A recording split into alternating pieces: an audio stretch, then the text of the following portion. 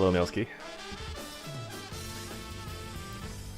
I hope this will be good entertainment for your ships.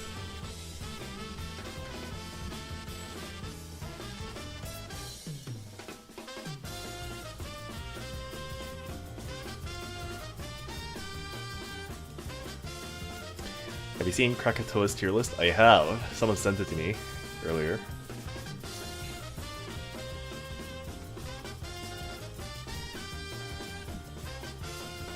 So Krakatoa is a Ottawa Spells player. He used to play a lot of Xrd when it was still the main game. I think he still plays a little bit of Ref too. And I live in Toronto, which is also in Canada. And one time we went to this tournament in Ottawa for Xrd, and me and I think like 2 other people from Toronto, we were actually crashing at his house because we didn't want to spend money on like an Airbnb. That was a fun time.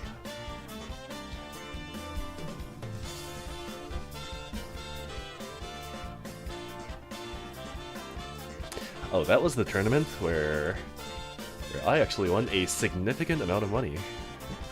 It was, I believe, 595 Canadian pesos for getting first place. In fact, let me show you here. I have this, let's see.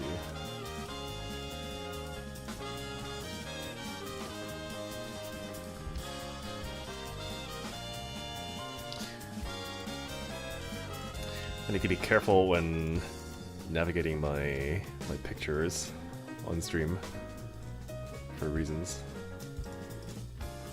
Let's see.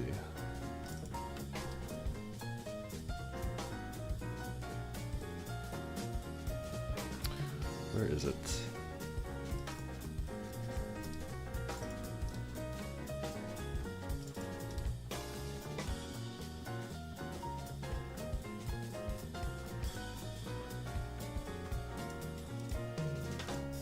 Oh, here it is.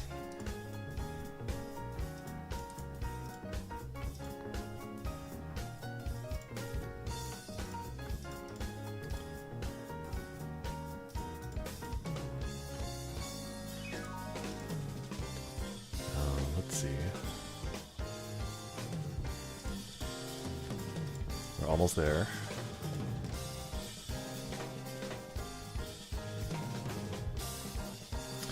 Oh my god, I can find it on one window but not the other window. Okay, here it is. There we go. Oh, it's too big.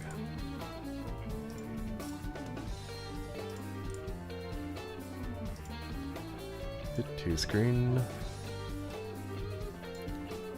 Alright, 595 for C4 Summer Guilty Gear Xrd at Click Esports. If it was a Smash Bros tourney, you'd be getting 2 times, maybe more than 2 times that. Everyone got some private shit if someone doesn't have. That's suspicious.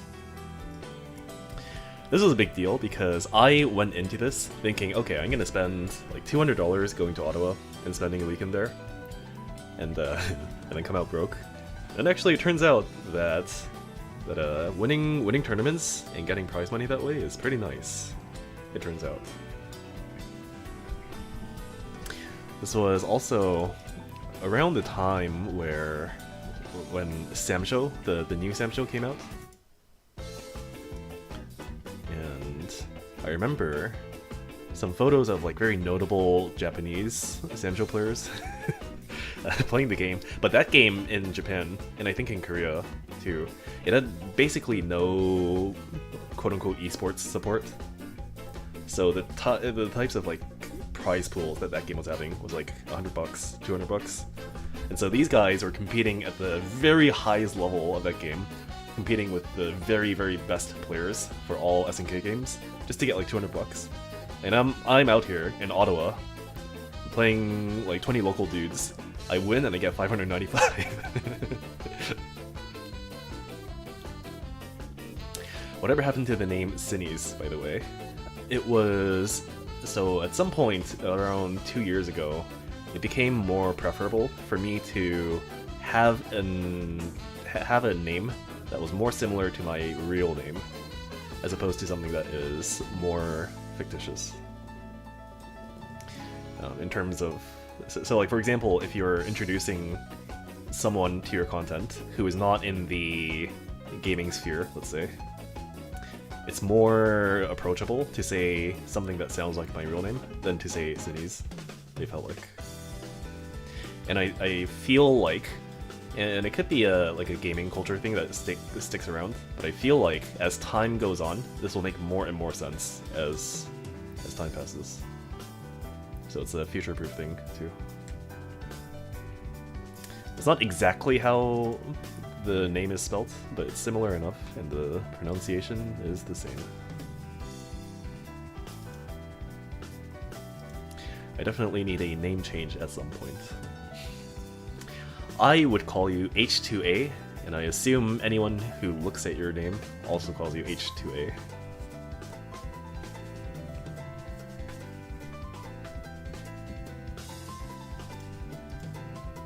Oh, you know what else I'm doing though? I'm having a lot of fun making emotes. I think a lot of them are not very good as emotes, but here, let me show you.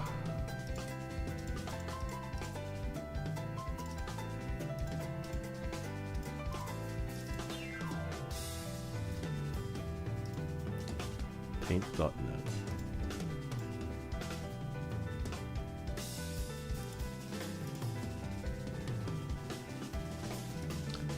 Alright, so here, and you can tell that I'm not an artist.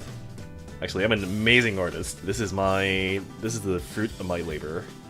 It's tentatively named Zato Dog, and I intend to split it into 3 parts, so that you have this, this, and this. And it's pretty good. This middle part is repeatable by itself. So if I post this on Discord, let's see, I'm gonna pull up Discord. Where's Discord?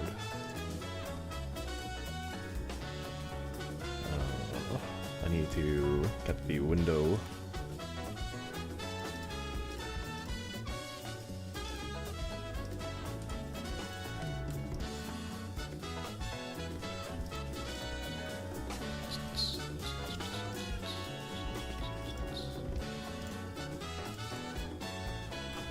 Where is Discord?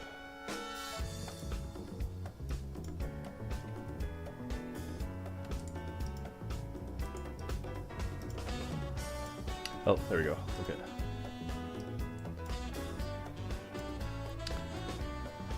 Oh, hold on. Wait.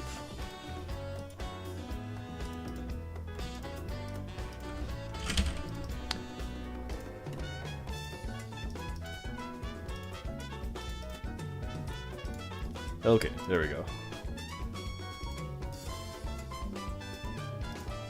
So if I'm on Discord and I do dog 1 and dog 2, oops, and dog 3, they will stick together. Isn't that amazing? And also, if you do dog 1, dog 2, and dog 3, see, this is the genius of my work. You get a longer dog, and you can imagine that you can insert any number of dog 2s to get a to get a very long Eddie dog. Isn't that amazing? Yeah, it's missing the last part because apparently the Twitch puts a hold on some emote submissions. I'm not sure why. Because the first one that I submitted, it went through right away. And the second one too, that was fine. And then the third one, apparently the buttocks of the dog was too erotic for Twitch, so they automatically sensed that it was too inappropriate. And they put it on hold for now. So we will see what happens to dog 3. But I hope it goes through. And yeah, I think this is, it was the least work put into this. Oh, I think wait, hold on. I can't see who. Hold on. It's Meowski. Thank you very much. I don't get a lot of subs, so those are very helpful. This you know how long this took me to make? let me pull this up again. You know how long this took me? It was like less than 5 minutes total to get 1, 2, and 3 done. That was the best 5 minutes spent of my entire life. In terms of productivity, it's unbelievable how good it was. And then the other two, I think they are, well, oh, I thought it was a cat at first, to be honest. You can imagine it to be any accompaniment animal you would like it to be. And it can fill your imagination. I think the other two are too detailed to be emotes. So this is Joker, or Zoker. But I think when you get it to be small, all the details get lost, which I try to avoid by removing a lot of the details, but I don't think it worked out too well. So maybe it'll stick around as a sticker on Discord only. And then this one I don't think will ever stick around because this is bogged, but it's Zato. Oh, maybe the real life version is better. But I think this one, it's kind of similar to this in that the details get lost. And I've gotten rid of so much detail that now it looks very generic and like not bogged at all. Yeah, I think the IRL version is better too. Now that I look at it like this. So this is Zogged, and this is Zoker. I got rid of this one on Twitch for now because I didn't have enough slots. I like I like Rush, except that maybe I'll get sued by Mr. Valle, but as long as that doesn't happen, I think Rush will stay. And then this one, maybe some later date, I'll try to add in some updated version. And this one, I'm not sure. I think as an emote, its use is too awkward. But I like Dog. Dog is great. Dog is the most... Dog is the best emote idea I've ever had. And that is pretty amazing.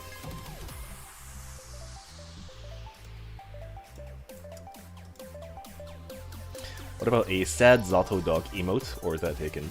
I imagine someone else is taking it, but my concern with sad Zato Dog is that it's not my creation. So technically speaking, I, for the most part, want things that I put on my channel to be things that have no issue with getting problems in terms of people getting upset with anything. Which Rush maybe kind of falls into that, but I think a lot of channels parody it anyways. So yeah, more emotes maybe to come, and they'll all be on Discord at least. So if you have Nitro and you're in the Discord server, you can use it anywhere. And if you have ideas, also let me know. Let's see.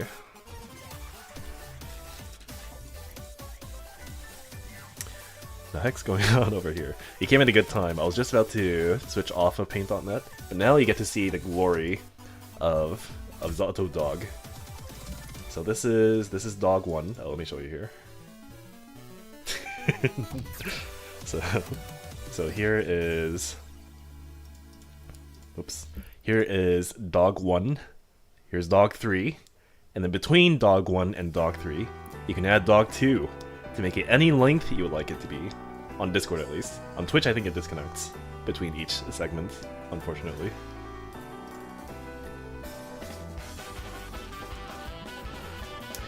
Alright. I'm kind of sad about Zoker, because I think it was a good idea, but it's just too... the limitation is too restraining, based on the size that it can be. Man, Dog was such a good idea, and it was so easy to make too.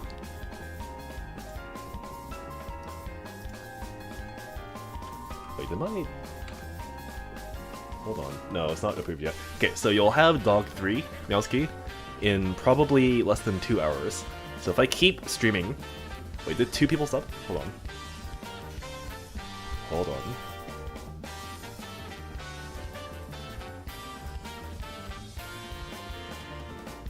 Oh no, that was I think that was a free usage. Enjoy your Zoker, but... But yes, thank you again for subbing, Nasty. So last time, I sent in a request for Zoker, and it took an hour and 50 minutes for them to get back at me. And that was at like 4 AM at night. So we'll see how long it takes. I think it should be under 2 hours. So let's see if we can get it to work before the end of the stream.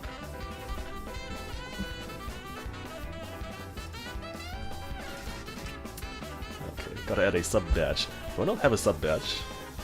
I think it's not as important. I'll get to it sometime.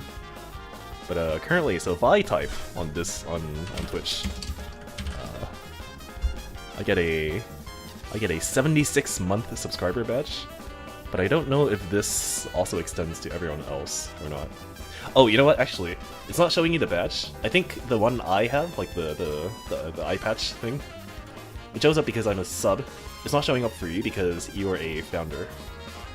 So that founder badge, it will take priority over the sub badge, I believe. Which I'm not sure if I can turn off or not, but it is okay. I'll look into it later.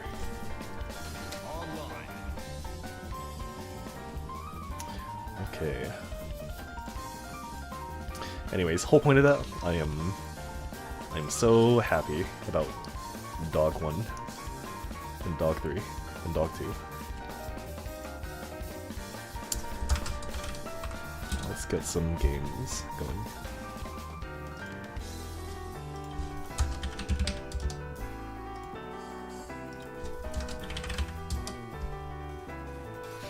Gotta flex my founder's badge. You're gonna compete with Celiel, who's been subbed for I believe like 26 months now. And I'll have you know that I haven't been streaming for maybe like 20 of those 26 months.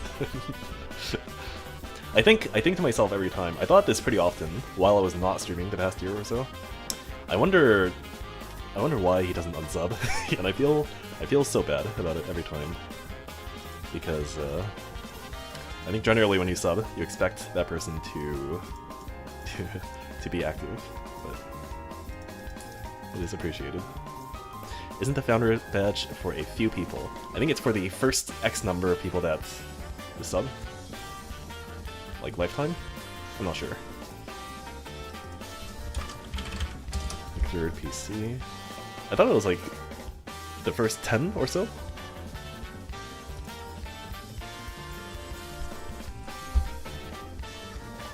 Or first 5, something like that.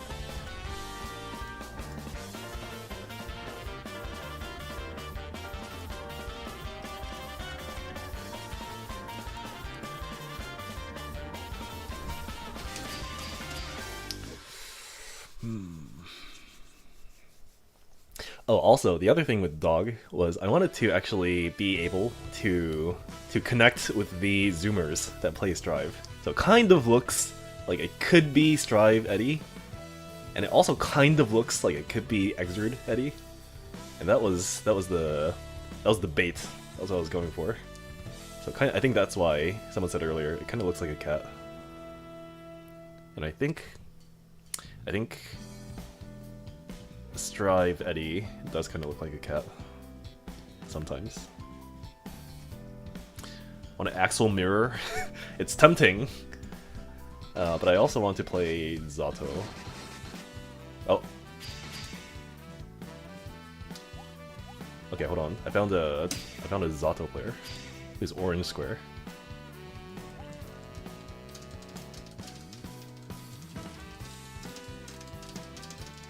Oh.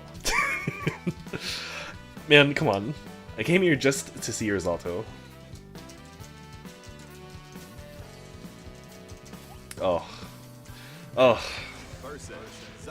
Oh. Okay.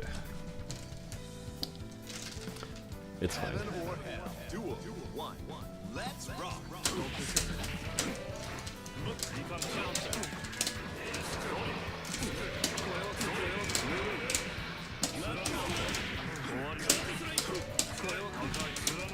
Oh, the 2D.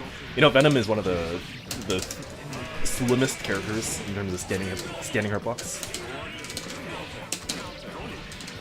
So like even that drill just now is very likely, if anything, to just not work. Because he is so thin while standing.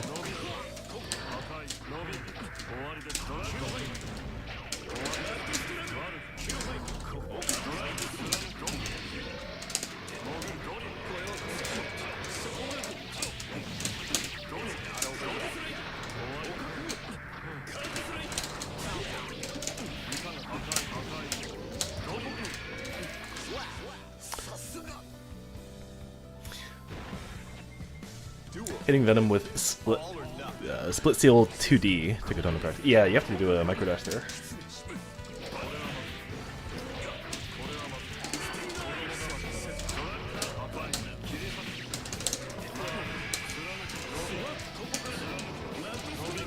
What?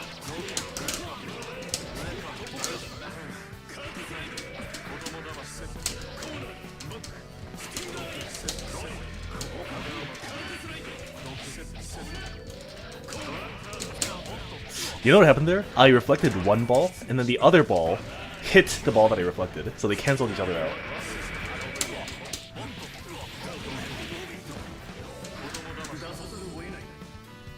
I think I'm okay.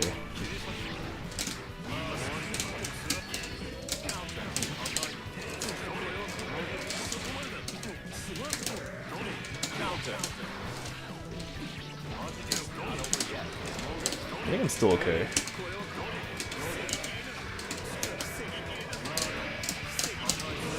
Yeah, there we go. Like it looks kind of bad, but you have to realize that I have the knockdown, I have Eddie, so it's really a matter of does my pressure work or not. And if it does, I win. If it doesn't, then he's gonna get out, and I'm probably gonna get chipped out. So it's just like, is my offense gonna end up working out or not? And that tends to be not too bad for Zato a lot of times.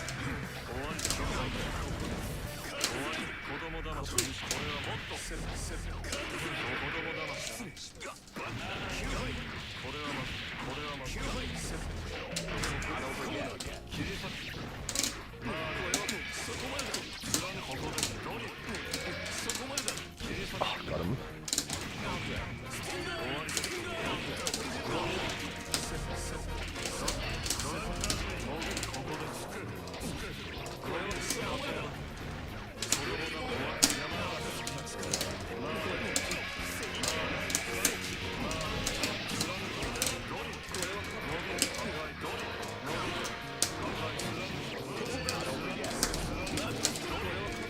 Wow, he really recovered from that.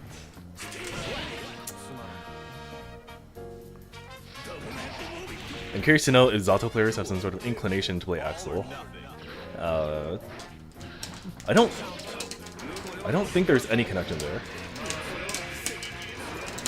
It could be that a lot of Zato players will feel like, wow, that really. A lot of Zato players, when they first play Zato, will feel like the matchup feels really bad, so they're inclined to try the character out themselves. But other than that, I don't really think there's a good reason.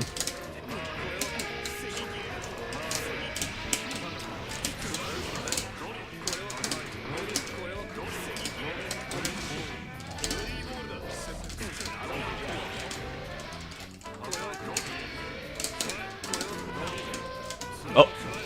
Okay, it's fine.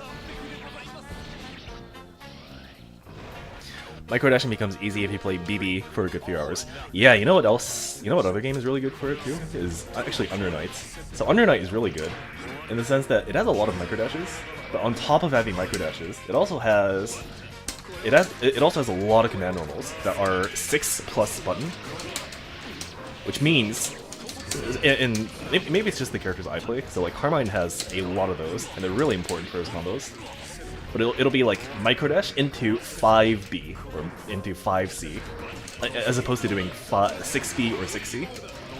So the control you have to have over your microdash is very, very important, and it's a lot harder than if you can just do 6, the 6 version of those normals, because you can just keep holding forward in those cases. You can't just keep holding forwards if you have a command normal that is like 6B or 6C.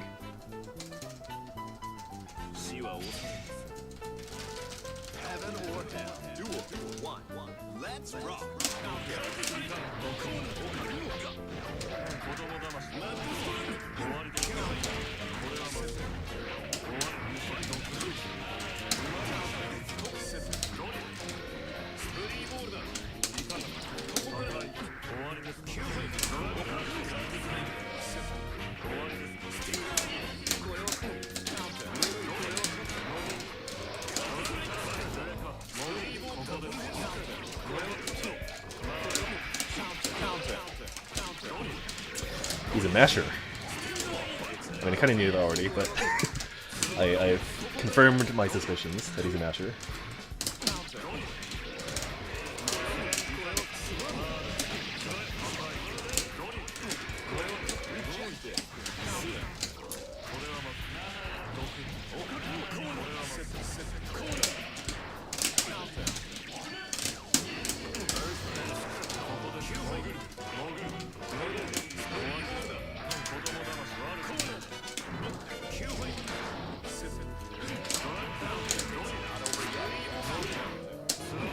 Oh, close.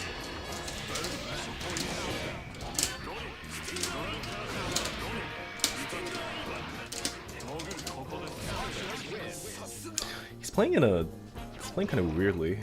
I'm not sure how to put it into words yet.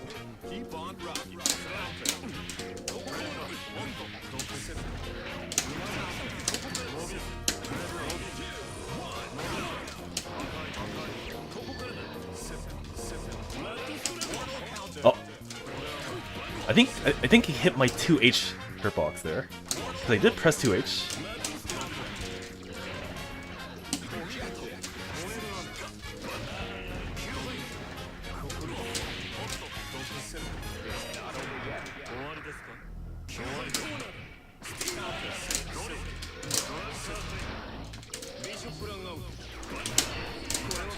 Oh, okay, of course.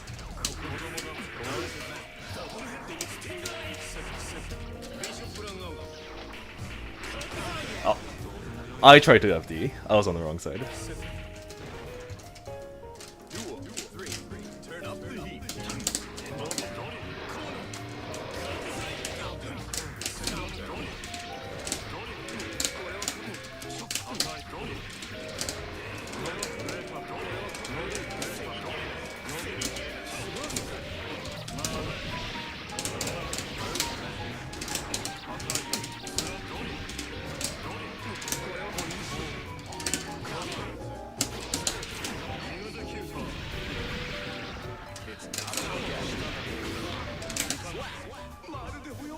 Hold on, I don't have chat open.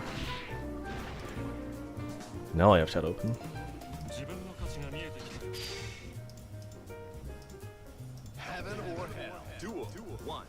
So Mino, today I finally understood what you meant when you told me that if you play Kai, you have to engage with the actual game way earlier. Because with my Shadow Growler, my shotgun pressure tightened up even a little bit, people just fold instantly. Yeah, there are some characters that are less single player centric than other characters for sure. And like on that topic, like Zato is a very much single player kind of character. And well, despite me saying this, it's important to say also that this is only up to a certain point. Like beyond a certain level of player, you start to have to play fighting games no matter what character you play. But for the beginning levels, it's like very much, do you have your single player down?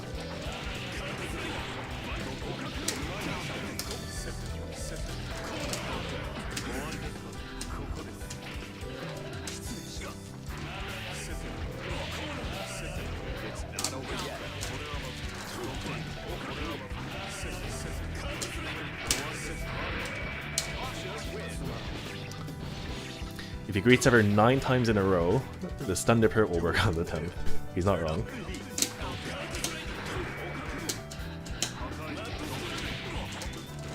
Oh, he's actually doing the H version.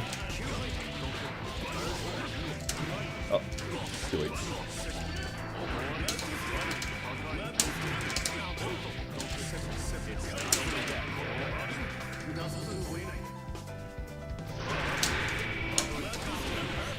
Damn.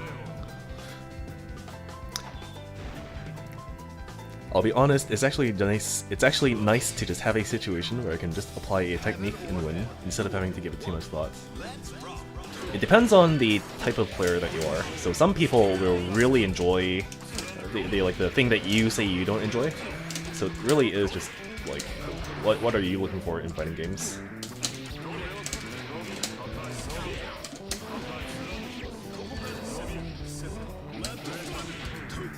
Oh, that actually works.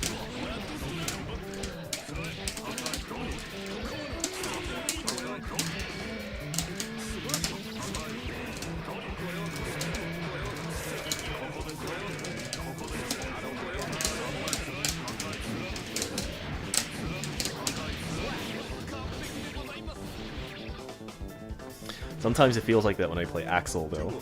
The opponent refuses to stop mashing air tech. Yeah, definitely. There are those scenarios, for sure.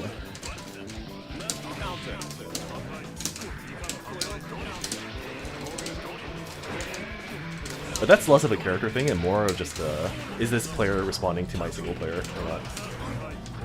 You know? Because you can say the same thing with any character. Like if you're playing Soul, and like to some degree they just aren't responding properly to Bannerbringer or something like that. You can kind of do the same thing, so you just abuse things like Layer 1 Bannerbringer. Oh, oops. Okay, I'm gonna focus on the game for a bit. I wanna beat this guy's ass for a little while. Okay.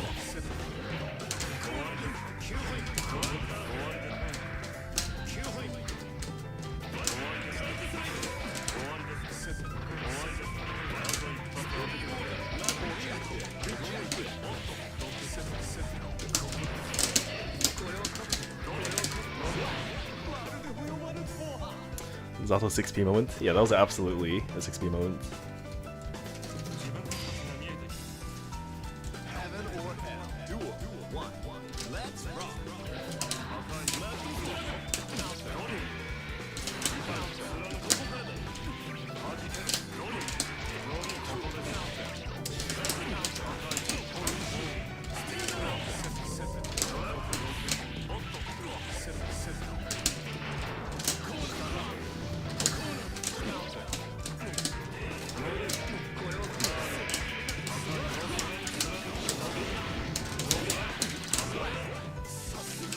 I didn't dislike interacting with people, but it gets tiring when you have to do so much of it non-stop. I'm sure if I were really good at Kai, it would be easier to just autopilot wins, but even being whack at Alpha feels easier in those situations.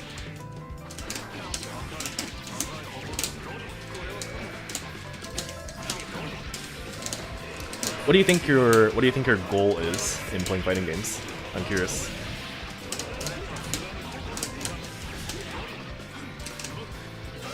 Like, what's the end goal for you?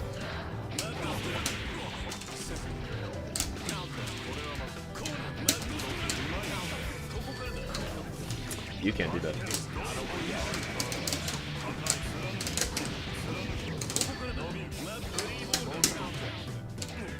Apparently I can't do that.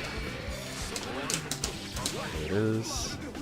He's really dead angle happy. And he's really mash happy. You're running a set with this Venom. I don't know who this is. I think this is the first time I've played this Venom.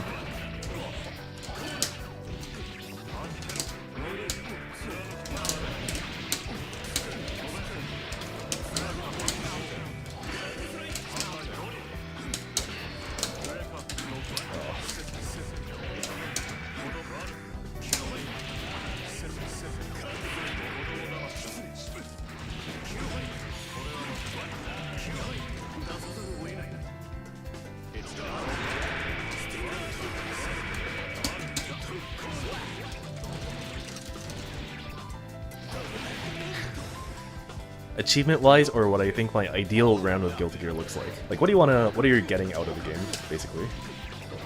Because a lot of people would say something like, I want to be the best player for Guilty Gear in the entire world. That's a goal that you can have. And then some people can be like, I just want to have fun playing with my friends or my local buddies. Or you could be like, I'm someone who just really enjoys being in training mode and finding new things about characters that no one else has found. And I'm pretty sure that even in just this Twitch chat right now, with a limited number of people, you can find all three.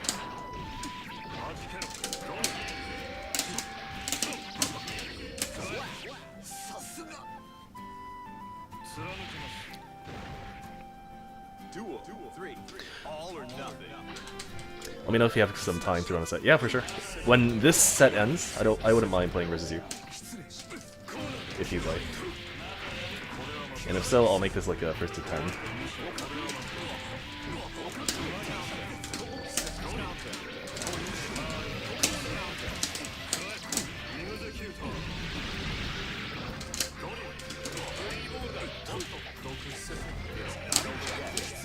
What?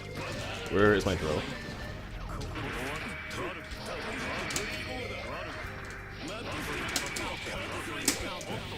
Yeah.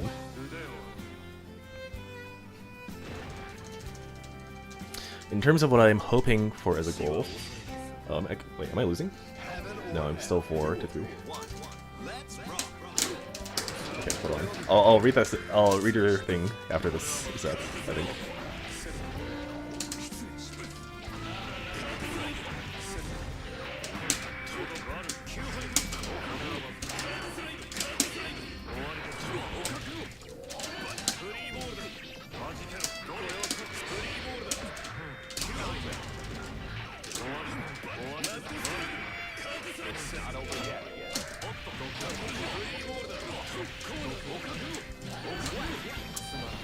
In terms of what I'm hoping for as a goal, I'd like to be good enough that I can sit down versus a player of your skill level and play in such a way that we're engaging with the game properly. Like, I think a lot— okay, hold on, one sec.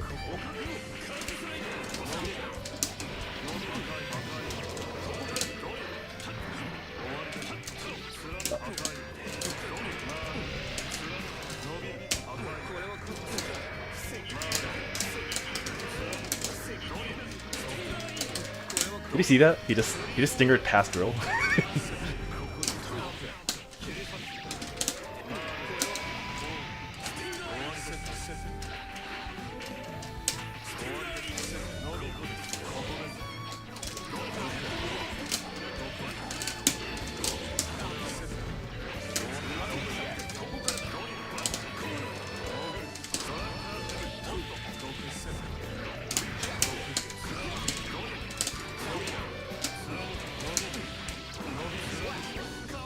Okay. Like, I think a lot of what I value in games is getting to the real game, the one that comes after you get enough of a mastery of the basics that you're just making possible. Okay, okay.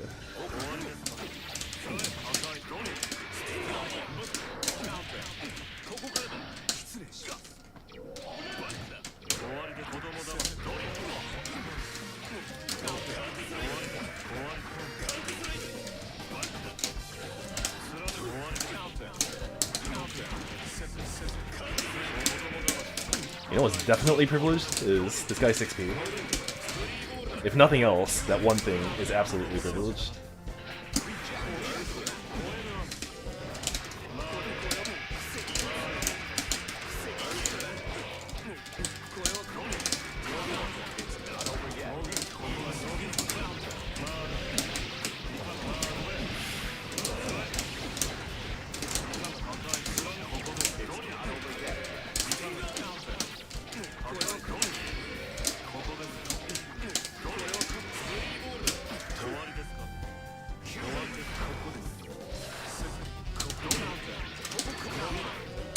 Oh!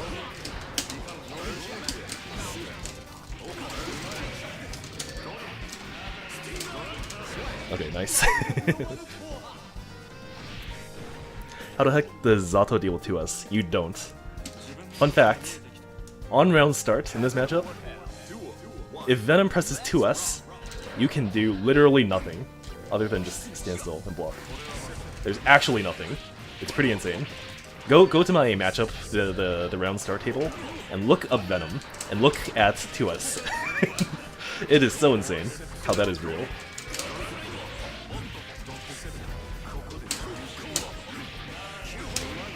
Oh.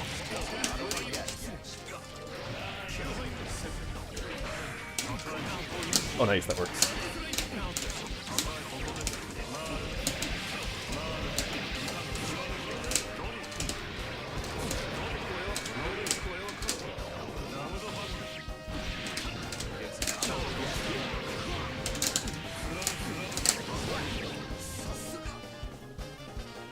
I'm so glad Soul can 2p counter poke on rail start. And I think Kai can do split seal on rail start to beat it too. Or is that Far Slash? Far Slash is also really good versus Zato on rail start. And just in general, like being able to poke like that is one of the best pokes in the game. In terms of just range and, you know, speed, that kind of stuff. No bursts.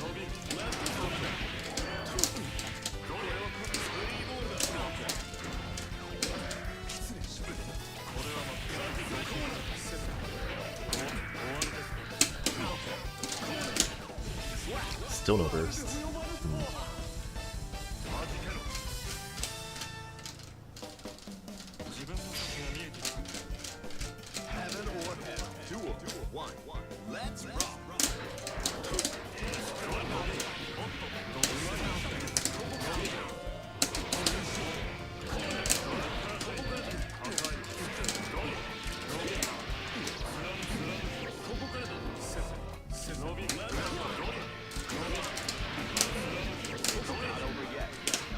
Okay, stalling in the air. I get what the attempt is, because you're trying to stall out Eddie. But you have to be really careful on the way down, because being above Eddie, like when Eddie is summoned, being above Eddie in the air is really dangerous still. Because you're gonna get in range at some point. You can't stay there forever. Oh well, it's a lot of rollback.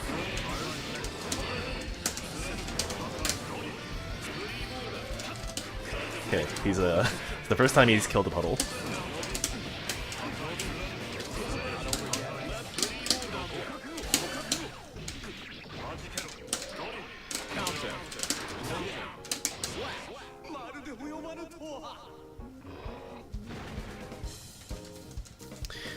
Do you guys know how to do round starts checks, like to see what works on round start, what doesn't? It's like a very kind of archaic way to do it, but I think you have to use Blitz, the Blitz method. The thing with Blitz, yeah. And it's not just the thing with Blitz. Specifically, the way I did it was I had to use the sound cues, because in this game, when two of the same sound effects overlap, there's no adjustment made to the volume of the game. So what ends up happening is you listen to the sound, and if it's really loud, like if it sounds really loud, then that means you got it. If it doesn't sound nearly as loud, that means you timed it improperly.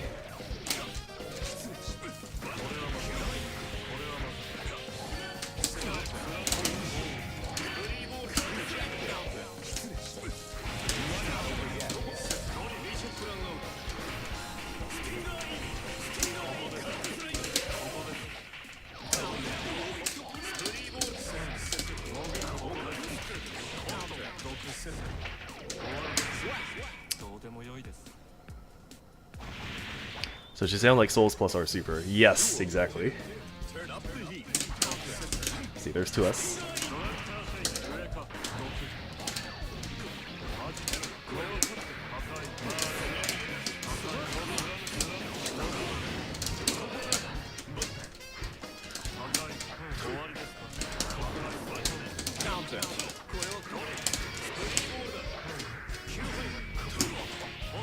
Where is my Blitz?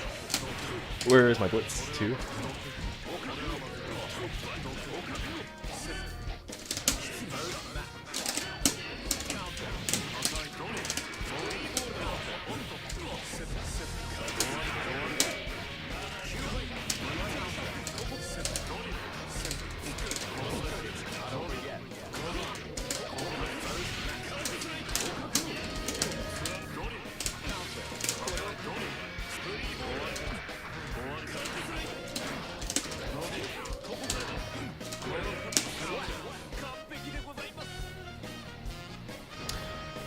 Incidentally, I was watching one of Autodidact's VODs, And he went over, and at least at that point in time, trainer mode would not respect the input delay in setting the trainer mode.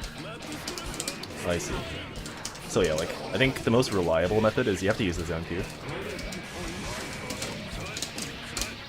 Which is what I did.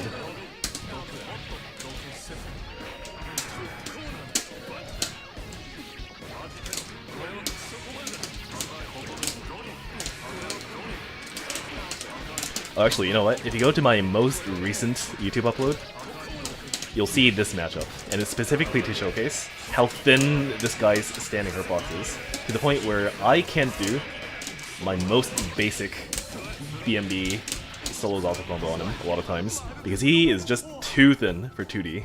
2D is too much of a shitter move in this game.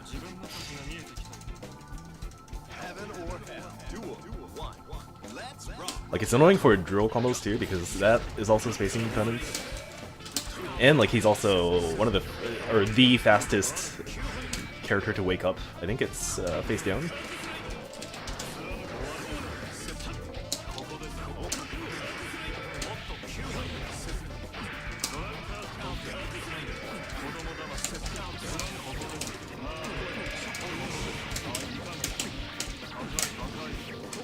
Face up is fastest. I see. It was one of those.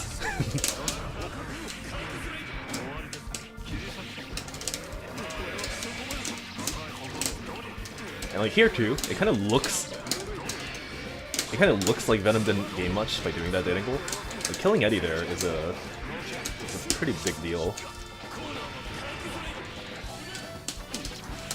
Like, it's a big deal to the point where it's actually worth it for him to do it.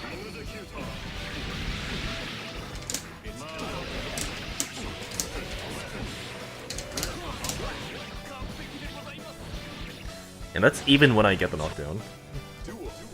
I get the knockdown, but Eddie's dead. So what can I do? It solos auto, and it turns out there's not. He really teched forwards twice in a row the same way.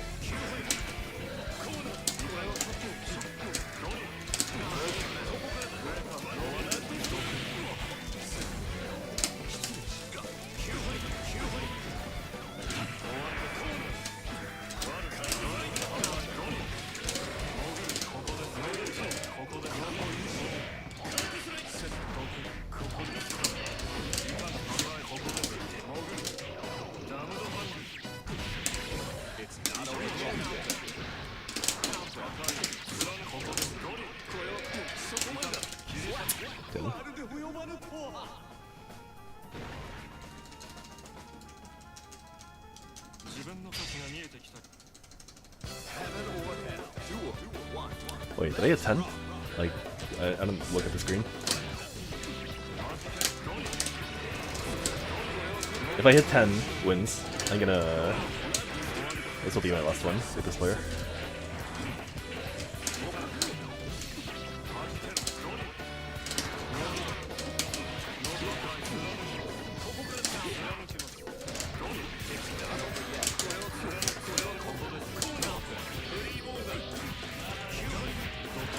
I don't think I need the bursts.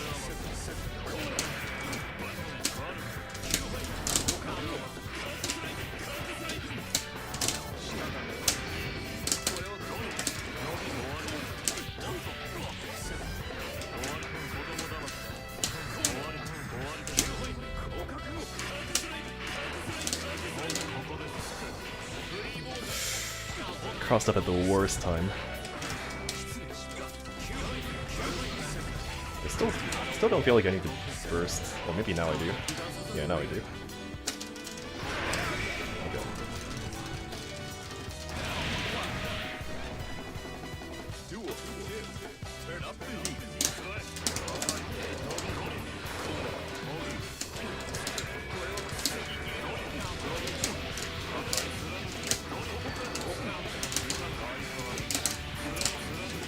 What a late bursts.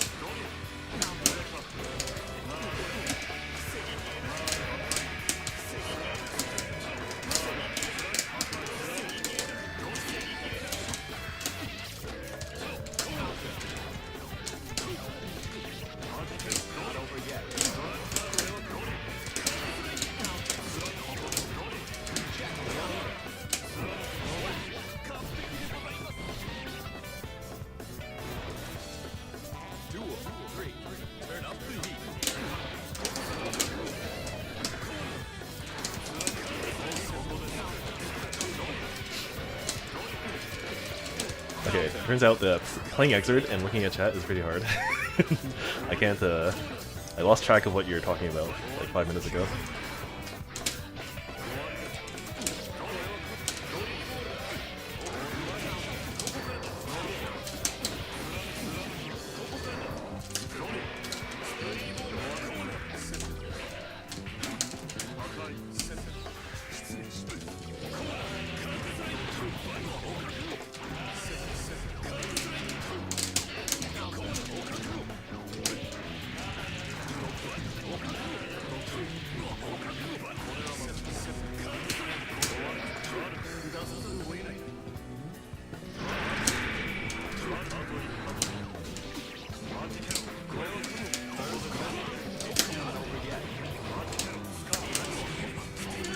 It does answer Deadman's Hand, the Gold Burst.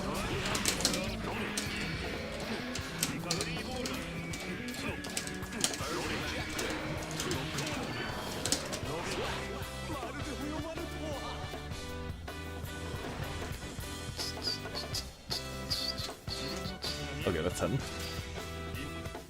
Good luck. GG's. Alright, Pazoo. Your turn. If Pazoo is still here. Give me 2 seconds to blow my nose and I'll join. Got it.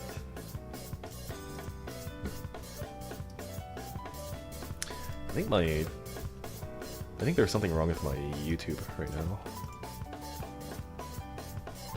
Let me see. Let me see.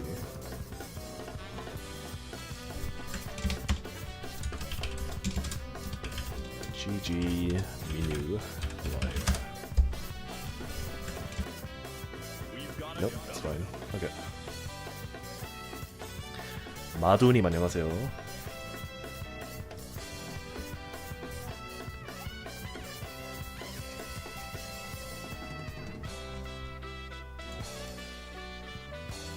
Okay, we're good.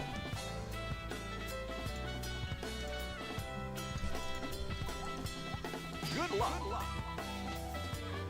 Oh, here's an option for you, Pazoo.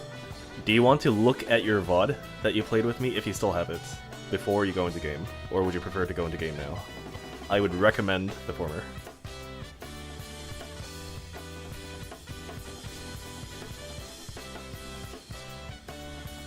So you said in some earlier stream you're gonna be playing Exerd more. Are you going to mostly be playing Zato, or are you planning to do more random select? I think it's gonna be more Zato for the time being.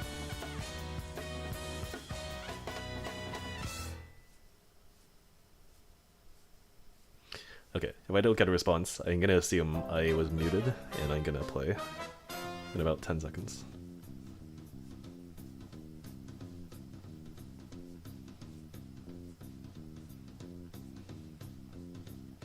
And the reason being, TC, that I think for tournament purposes, it's in my best interest to work on Zato more. I definitely have to work on Zato more at the moment. Good luck. Okay, let's get this going.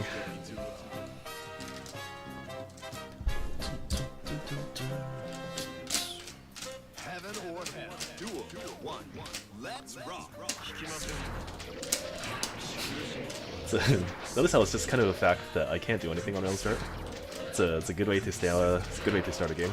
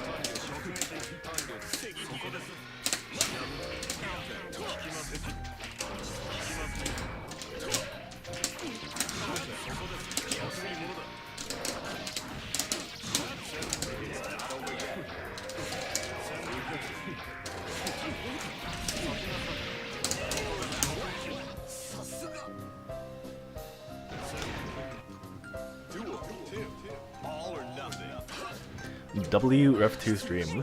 It is indeed a Ref 2 stream in 2023. Can you believe it?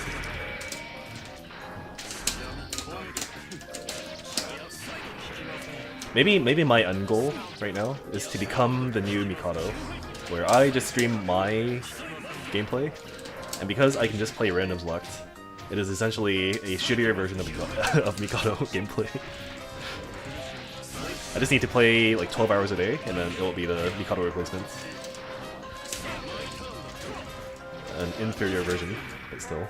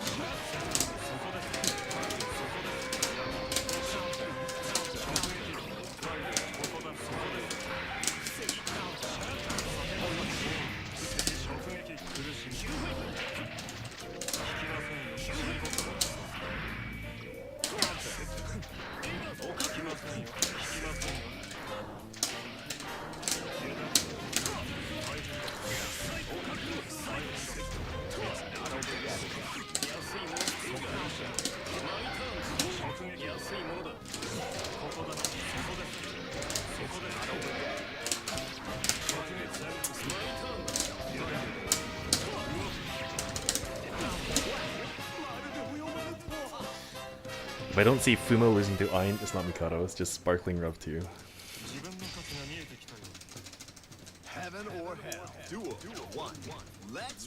We just have to become the new Fumo and the new Ein.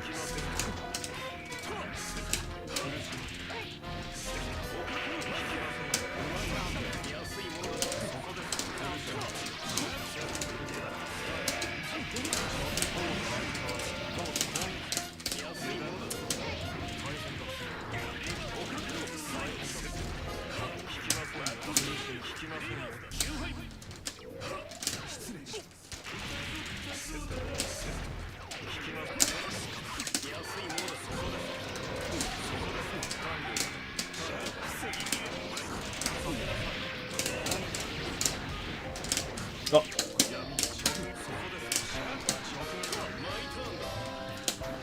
Oh, we both fucked up so many times there.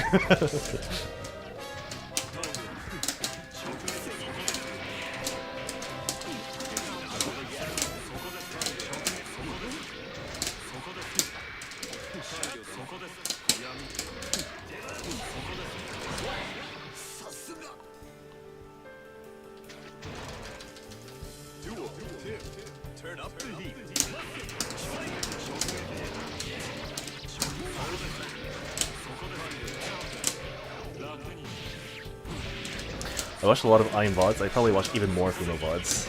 I see. Well, you do play both of those characters, so that makes sense. See, for a Zato player, you don't really have a lot of choice. You watch Ogala VODs from like 2016, and you know, I even went as far as to go watch Eddie VODs from back in Plus R, AC, and Reload days, because I was so hungry for more VODs for this character. I was like, oh, maybe I can just pull some ancient relic knowledge from these 20-year-old videos that aren't even the same version of the game. Like, maybe I can still learn some fundamental Zato things from these. And it didn't really help because those old Japanese arcade VODs are like, they're like lower resolution than the lowest resolution you can have on YouTube. It's like, you know, like the 160p or whatever that YouTube has? It's like a quarter of that.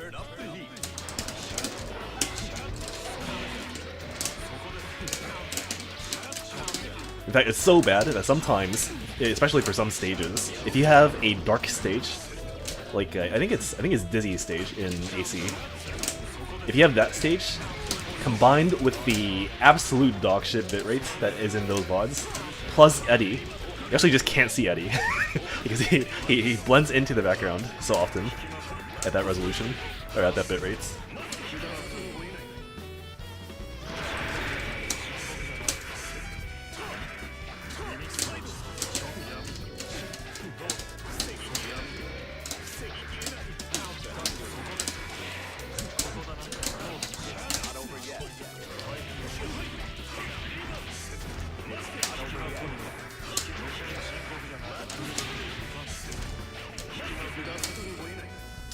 Might be dead. Yeah. Okay, here's what I'm gonna do. I'm gonna focus on this set for this first to 10. Let's make it, and then I will unleash all I will pour my heart out for you after that set.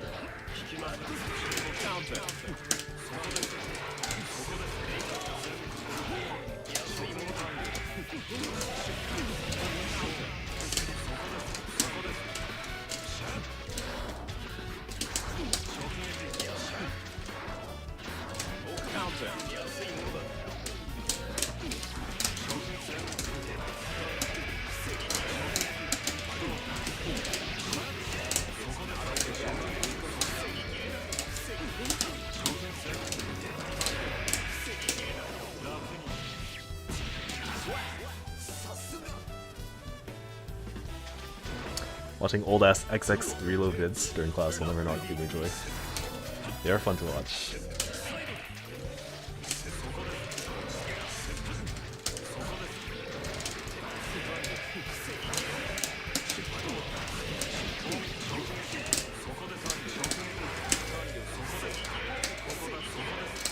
Oh.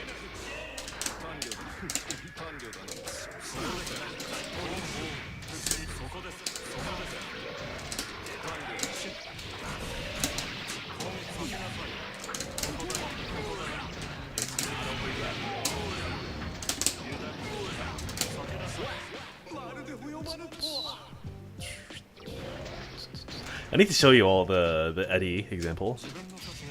Like the bitrate is so bad you actually can't see him. I'm not exaggerating. He just blends into the background completely. He's camouflaged by the darkness.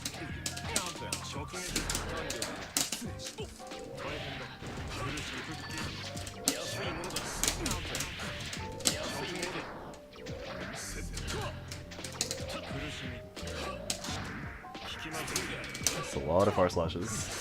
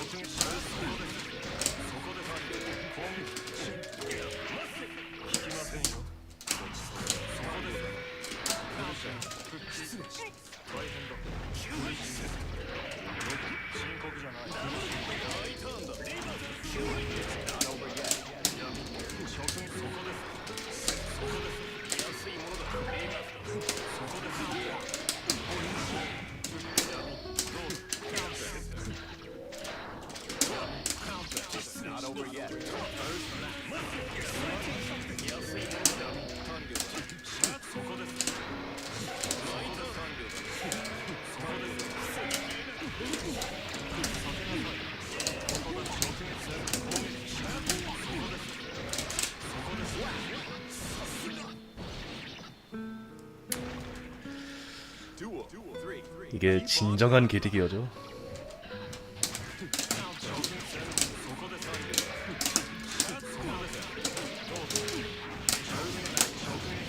이만큼 재미있는 게디기어는 그 어디에도 없습니다.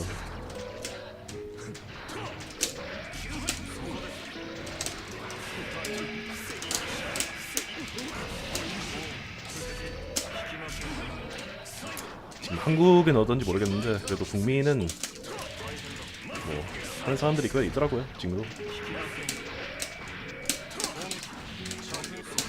지금 제가 이렇게 하는 것도 뭐 대단하죠.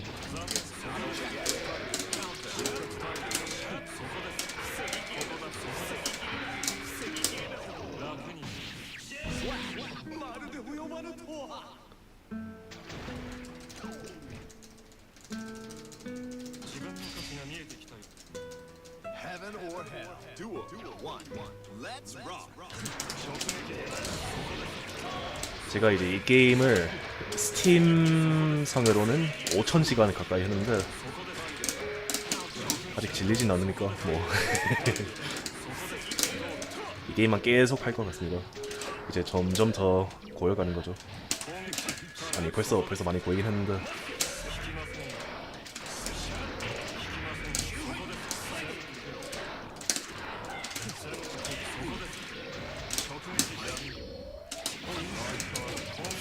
There we go. Hey MFG.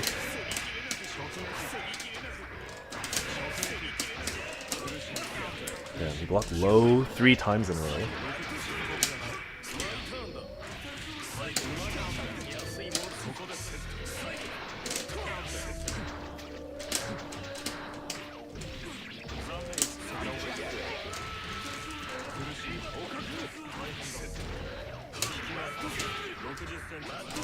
Not over yet.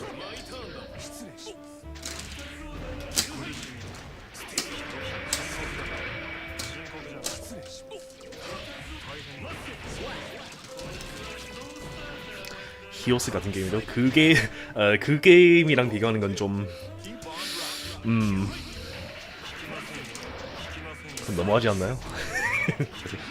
이 게임은 애초에 히오스만큼 그 뭐 대회 상금이나 그런 것도 큰 적이 애초에 없었으니까 태생이 다르죠.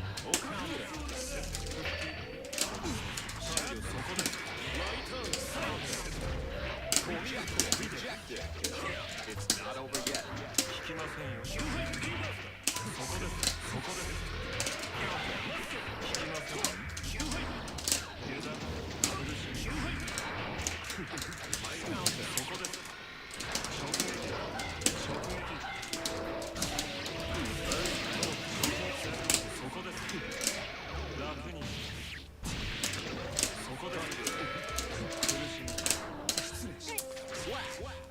블리자르는 그래도 초기 때는 뭐 신경 써주는 척이라도 해줬지.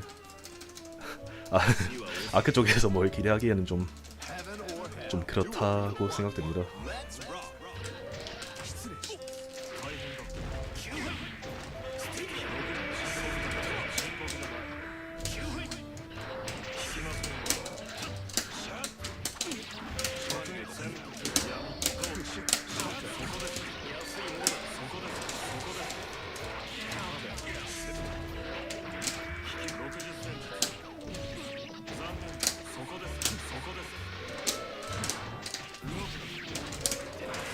His drills are still that annoying. It is. They are really annoying to deal with.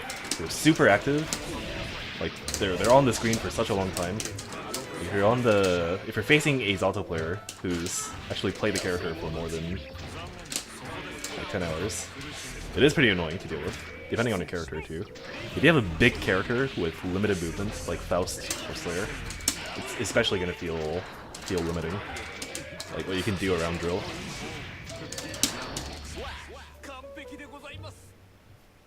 Yeah, I was facing Biscuits. I see. He's an OG Zalto player. Turn up the heat.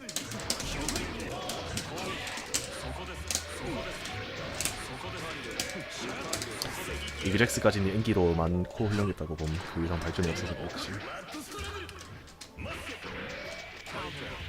그쵸? 솔직히 스트라이브도 이제 발전이라고 보긴 좀 힘들다고 봐요 전.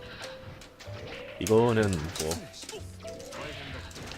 뉴비 친화적이다라고 아무리 말해도 실제로 해보면 이게 뉴비 친화적인지 아닌지 딱 알잖아요. 스트라이브도 이제 그런 류의 게임은 아니에요. 격투 게임인 이상. 나이스.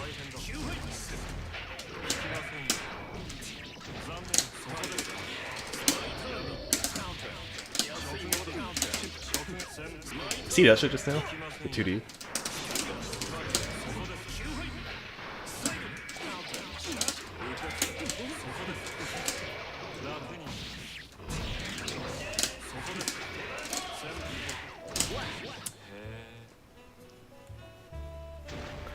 그쵸. 스트라이브도 이제 고인 게임이죠. All or nothing.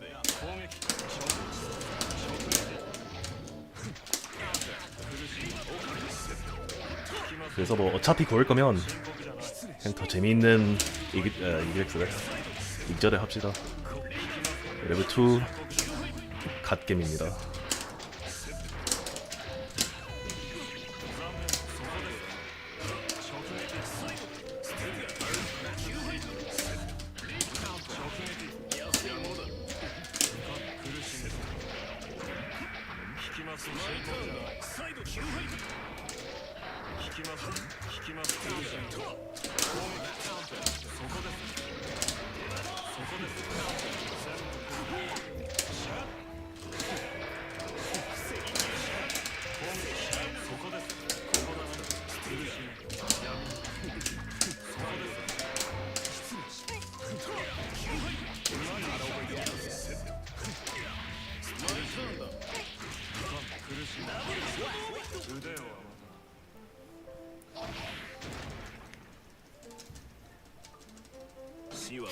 스파처럼 혁신 달고 나오면 덕상할지도. 근데 스트라이브가 그런 시도잖아요.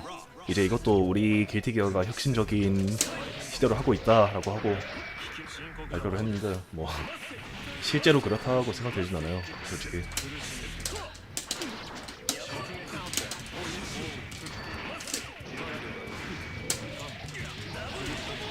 Nice, he has a punish.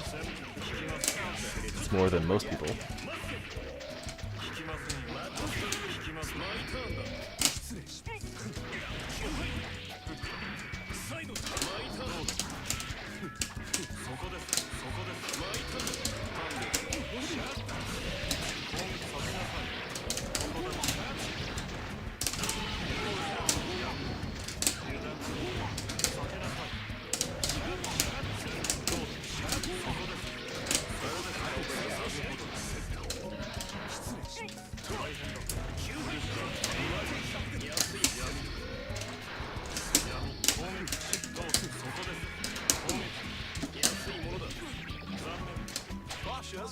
Okay, I wanted the burst. Duel 2. Turn up the heat. See that again.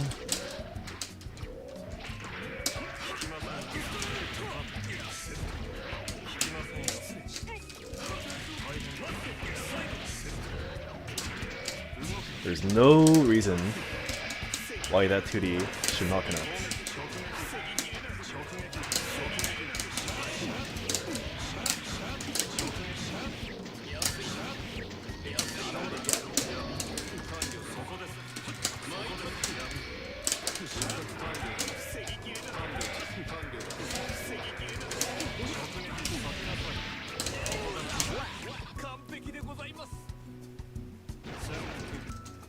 Duel 3. All or nothing.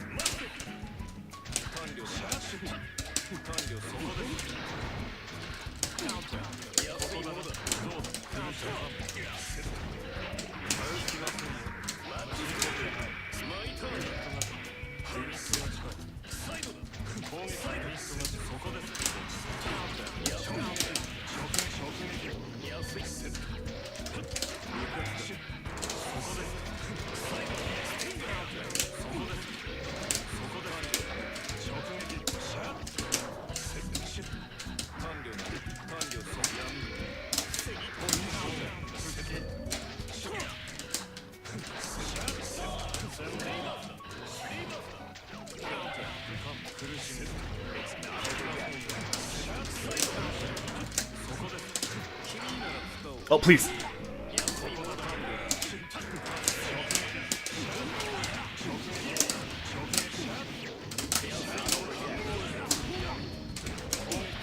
Nice. Okay.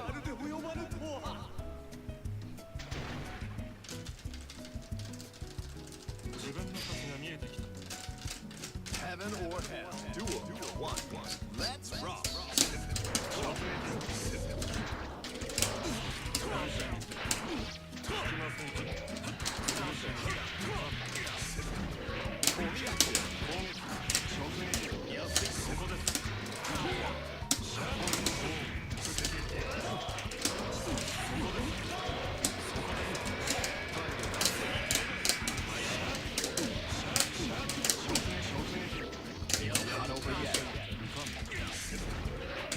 Fun fact, that tech forward into button is unbeatable by 2H. There's no timing at which I can beat it using 2H.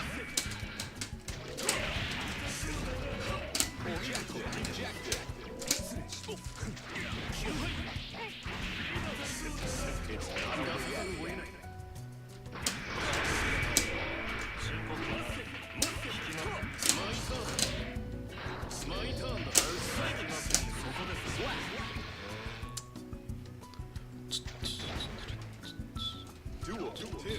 Turn up the heat.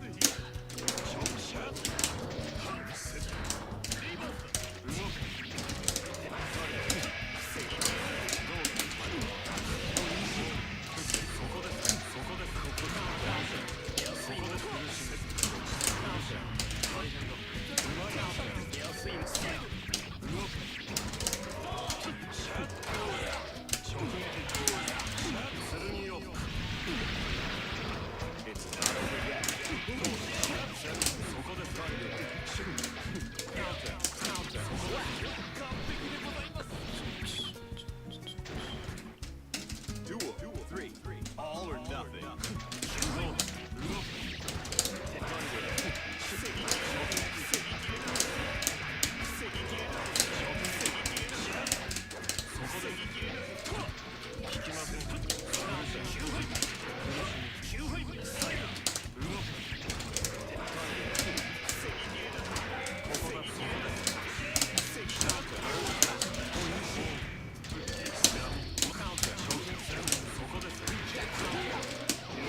You were dead.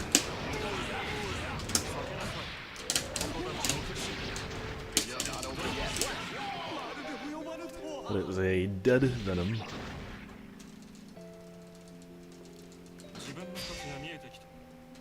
Heaven or hell. Duel. One. Let's rock.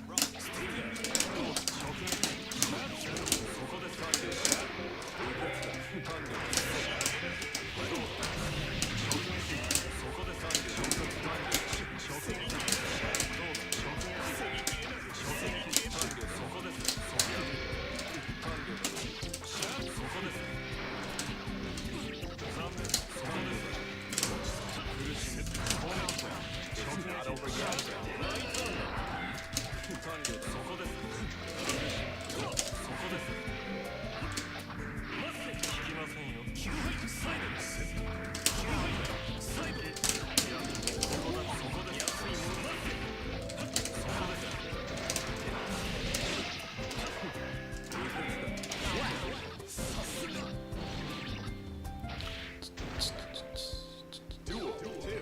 All or nothing.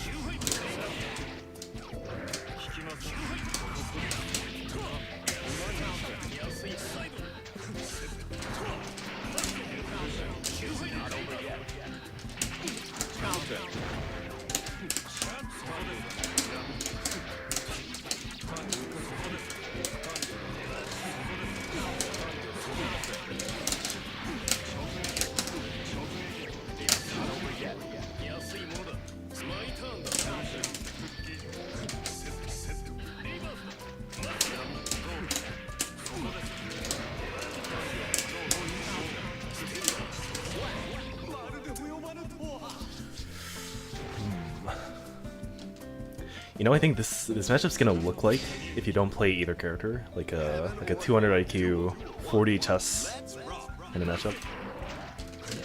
And in some ways, it kind of is compared to other matchups, sort of. But it's really not that bad.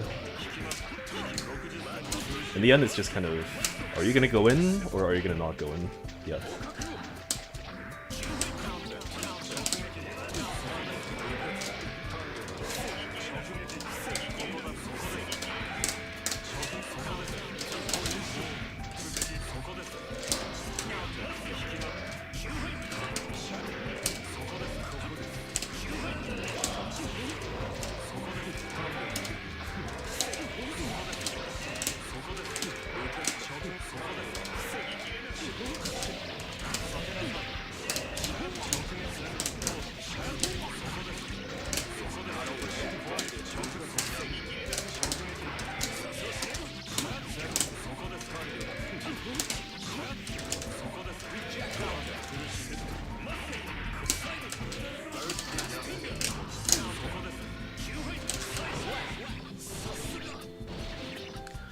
Mom, the hard character players are gaslighting me again. Don't you sometimes wish you had a fighting game mom that just comforted all your fighting game worries and told you what to do?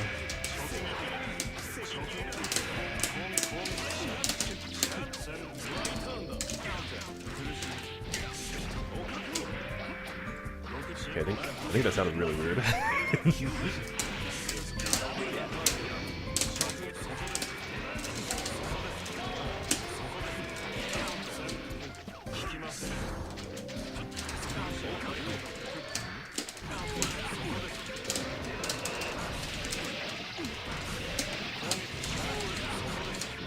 Oh, where's my unsummon?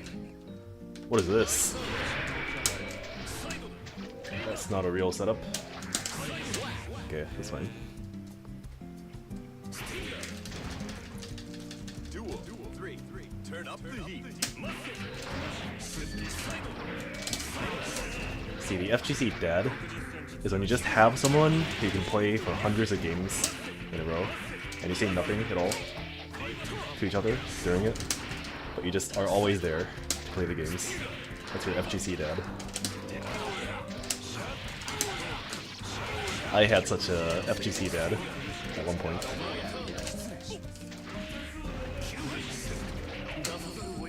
Okay, that's a real setup.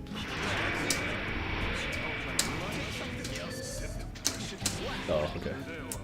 He has a good backdash.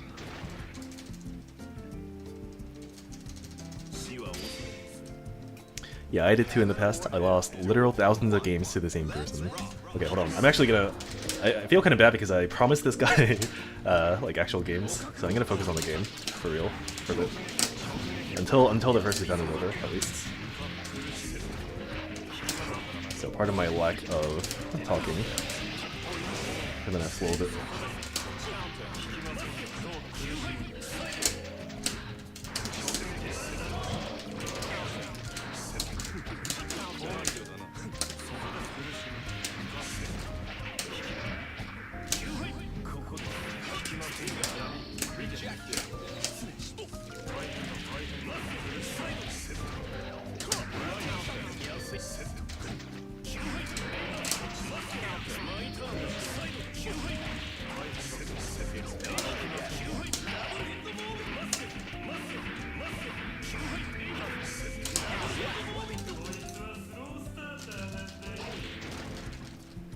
Duel 2. Turn up the heat.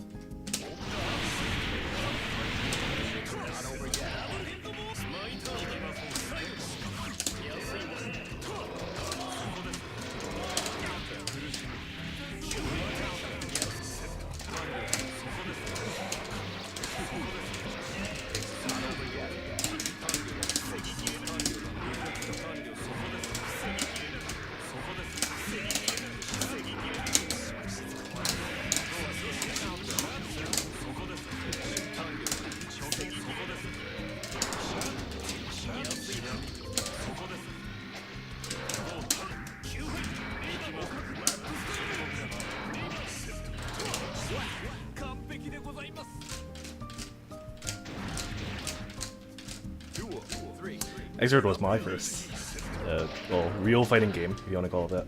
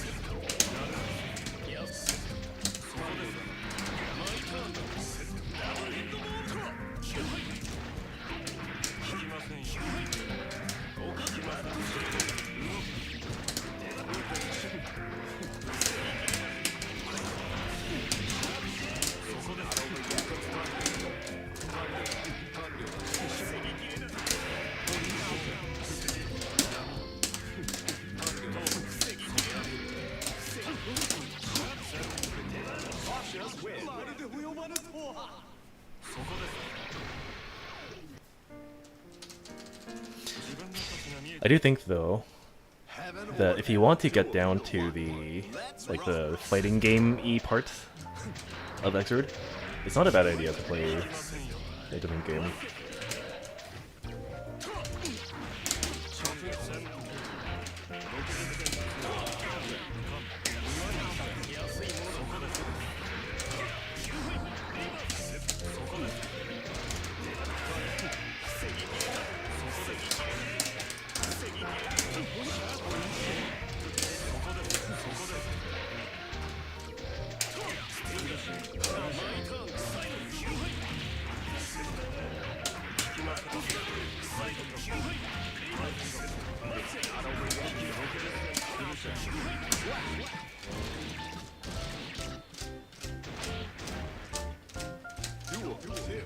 Keep on rocking.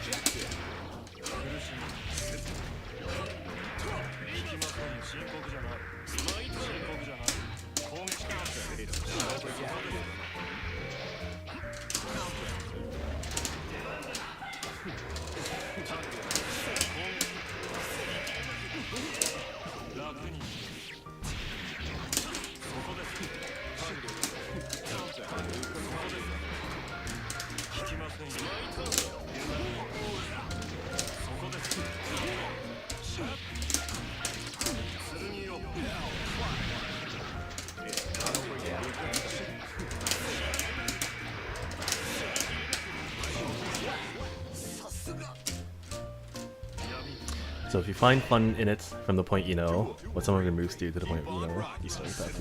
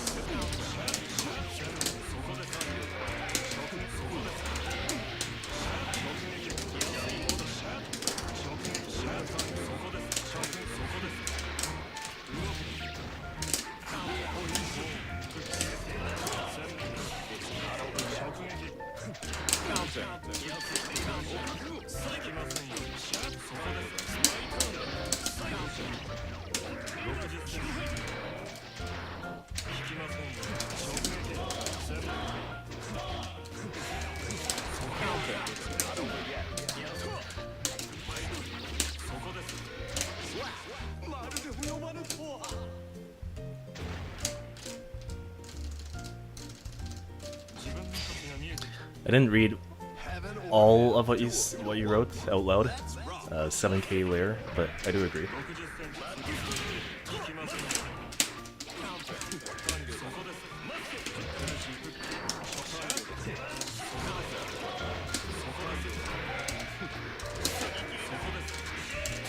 If you remind me later, I'll even go into it a bit more, because I think it's a good thing to talk about.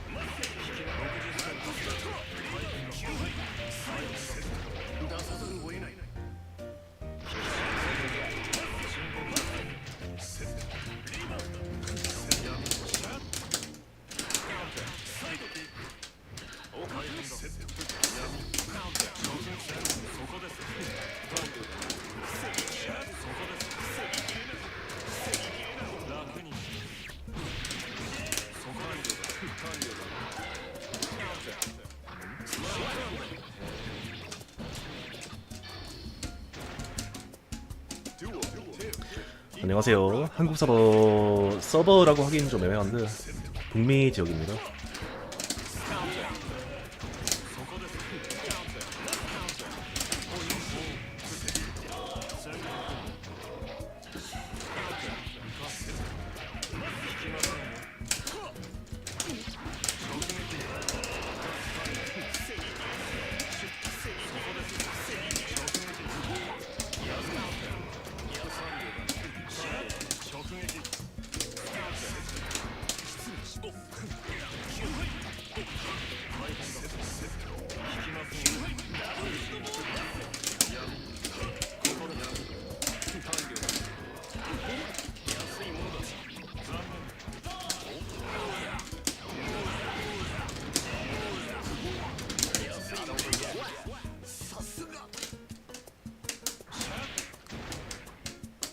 Duel 3.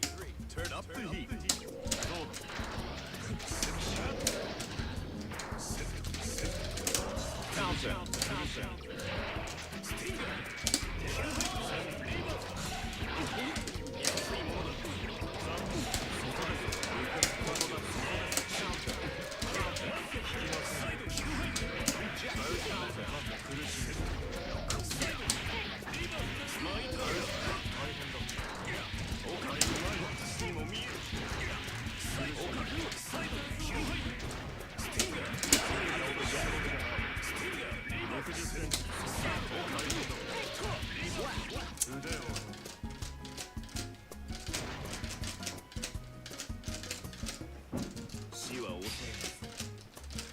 Heaven or hell. Duel 1. Let's rock.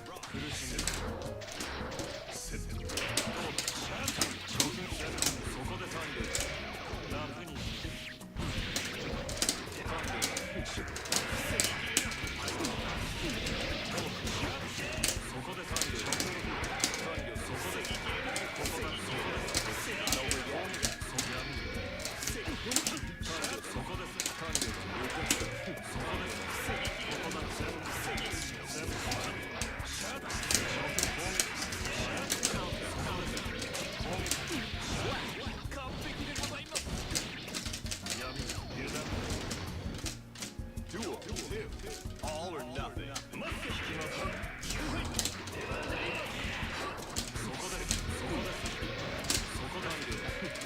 Counter.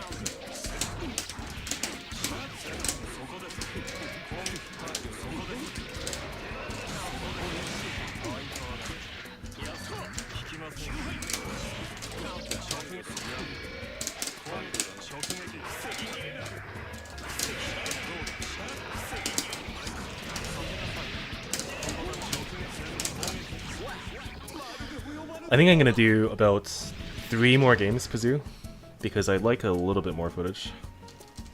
If you're around. 今となってはその意義こそが私の最も求めるもの Heaven or hell. Duel 1. 북미인데 네트워크 환경이 매우 쾌적하네요. 네, 그러게요. 우리 이분도 이제 북미 정부 쪽이신 분인 걸로 알고 있기 때문에 제가 지금 토론토에 살고 있거든요. 그러니까 뉴욕이나 뭐 이런 데랑 같이 플레이하면 나쁘진 않아요.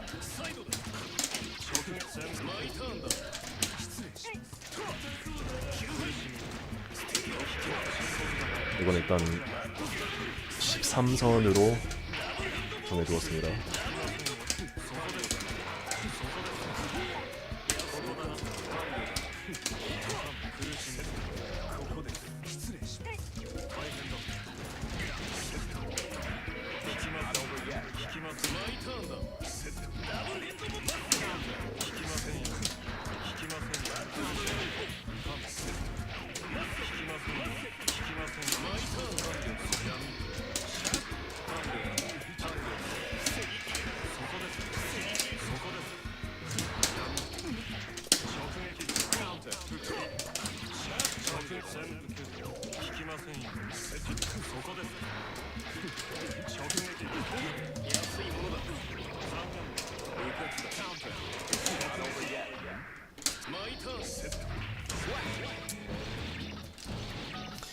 갑자기 티모튼 도넛이 먹고 싶어지네요. 여기는 티모튼에 너무 자주 가서 이제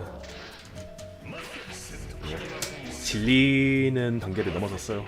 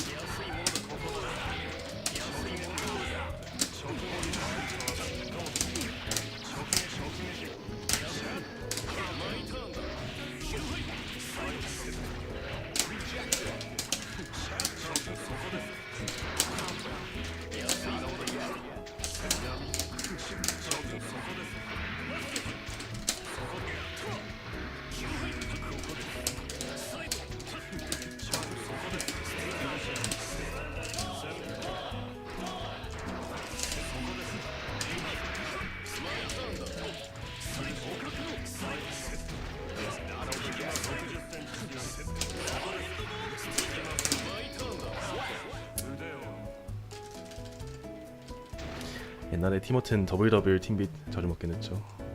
그때는 가성비였죠. Heaven or hell. Duel. What's the song? It's something from Maple Story. I'll look at it after this game for you.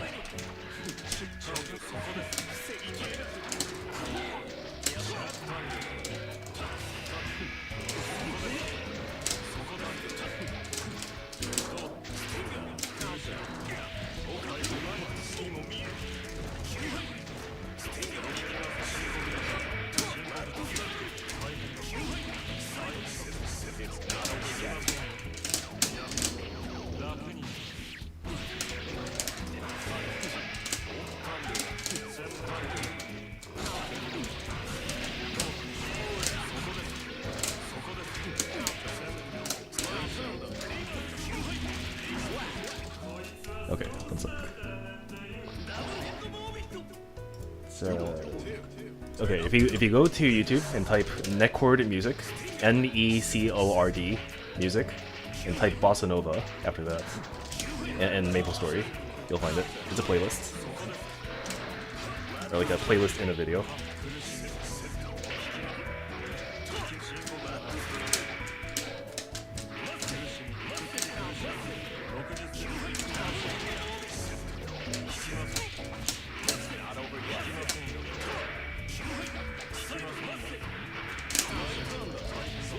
Hold on, one sec.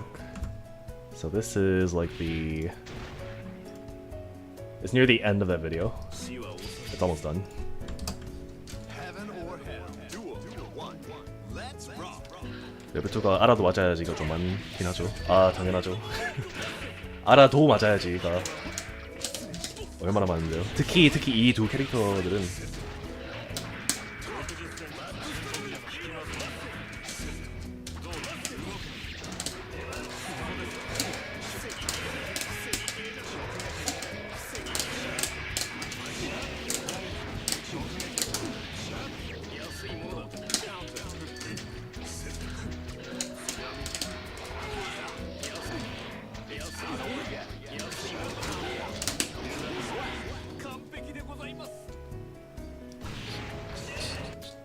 Duel.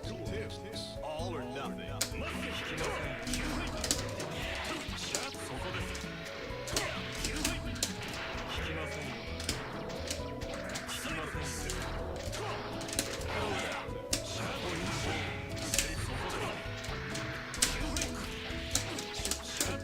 Fun fact, there's no way for Zato to knock down there after getting the JK hits. It is impossible.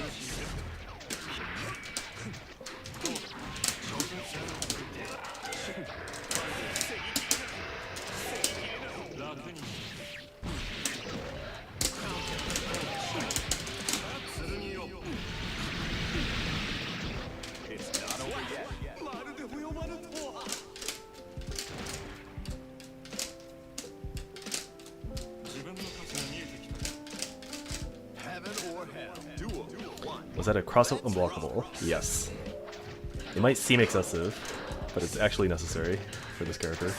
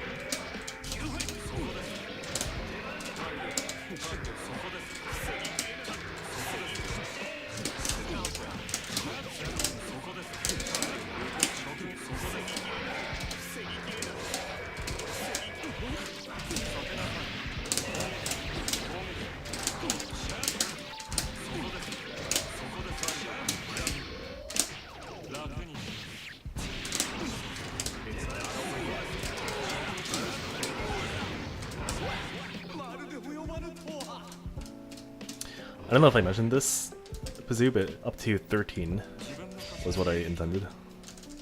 Heaven or I think I might have said 3 more before. let's rock.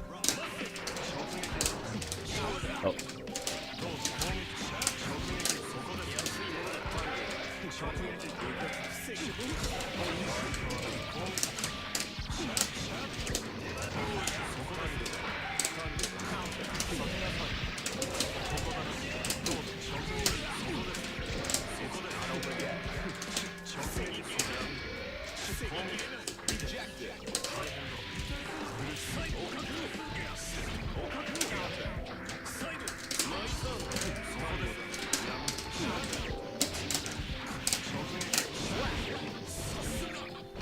What's the OTG reflect do for Zato? It's I assume you mean after Damfang. It's it is a real combo, and it's just for damage mostly.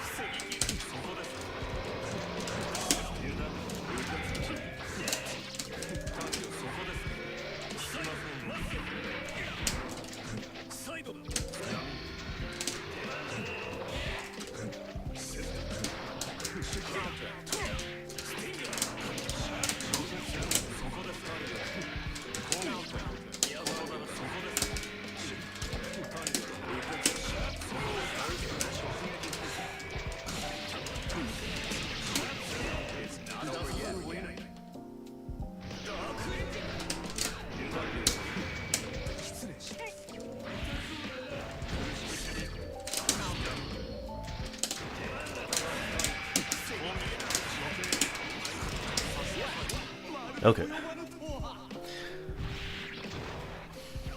Okay. Good games. So, how do you want to do this, Pazoo? Do you want me to talk about that now, like this, or do you want me to look at the replays and talk about it? You also have the option of joining voice chat for any of those.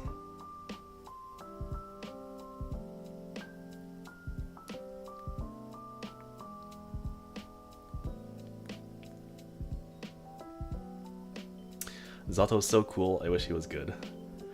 He's pretty good, it's just in the context of everyone else in this game, he's not very good. Okay, your two options are I can talk about it now without looking at the VOD, or I can look at the VOD and talk about it. Which one would you prefer?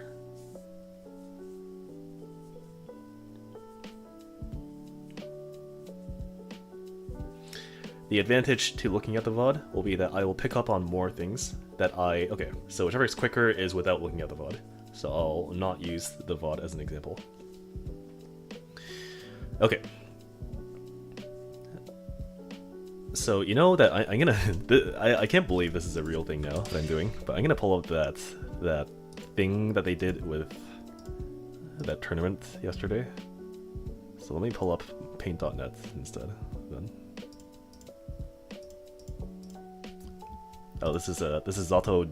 This is Dog 1, Dog 2, and Dog 3. By the way, it's my new emote. Okay, one sec. That was not an intentional shill, but okay. So imagine that you have. I think this was how they did it.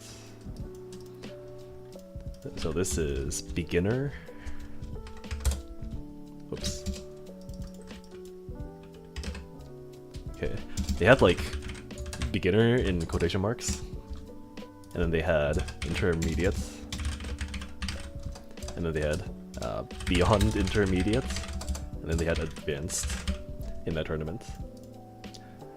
So the way I classify these, like my interpretation of this, is that you are kind of at like somewhere either here or like between here. So what I mean by this is I have to give you the definitions of each one. And again, it's unbelievable to me that I'm actually using this as a point of reference, but beginner is like you're new to the game, you don't have your single player aspects of the game down. Intermediate would be you have the concepts down of like how to do the Oki, how to do combos, what confirms to use, but you don't quite have a grasp of the mechanical execution of it. So like you know what to do, but more often than not, or even just sometimes, you tend to screw up your Oki, and so that loses you a lot of value. Beyond intermediate would be you have the concept of being able to do the Oki, and the confirms, and the combos, and you're also able to do them very consistently. Advanced is you have everything above here, except, well, you have everything in beyond intermediate, plus now that you have the single player aspect of the game down, you are now having to play versus your opponent, as opposed to playing versus the character that your opponent is happening to be playing. What I mean by that is now you can't be playing Venom versus Zato. You now have to play Pazu versus Minu. Does that mean anything to you when I say that?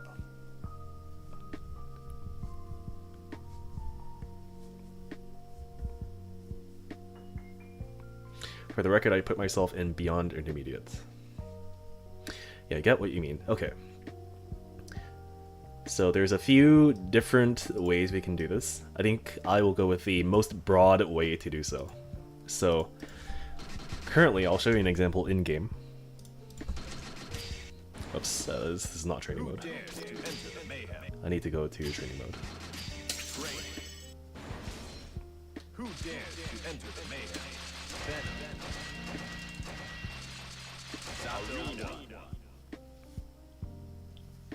Venom versus Zato. Get ready to rock. Okay. So what I see when I see you play is that you are doing things and you are trying to get things to work in ways that are good for Venom. So things that are good for Venom could be you're doing ball sets, right? So that you can set up your pressure in neutral. You're doing things like you're like hiding your charge by doing a jump and then doing the fast stinger, that kind of stuff. These are things that Venom may want to do. Like it's not exclusively these things, obviously, but you are doing things because they're good for Venom to do, and that's the majority of your game plan. Or well, that's what I see based on the games that we played. So when you're trying to go a step beyond this, what do you think you need to do?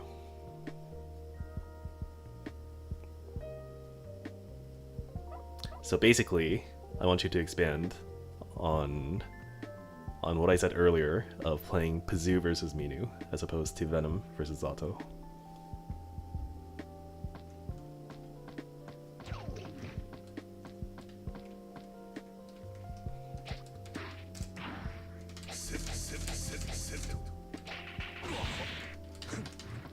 Well, wait for you to commit, and then use options that beat what you were doing, as opposed to just trying to run my game plan.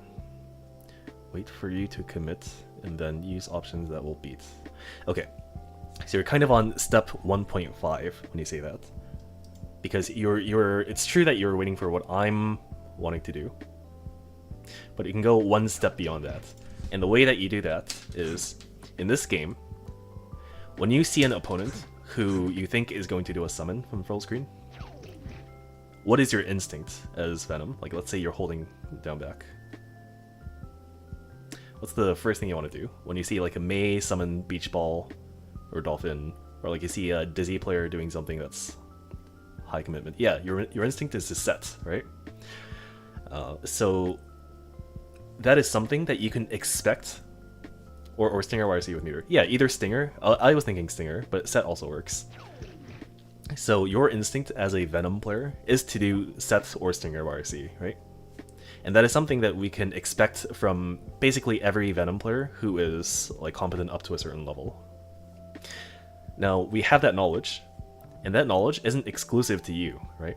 So everyone who plays this game, or no, I shouldn't say everyone, so people who are like studying these matchups, so let's say I am playing Zato versus Venom, I am gonna know what your instincts are in whatever setups may be the case at any given point.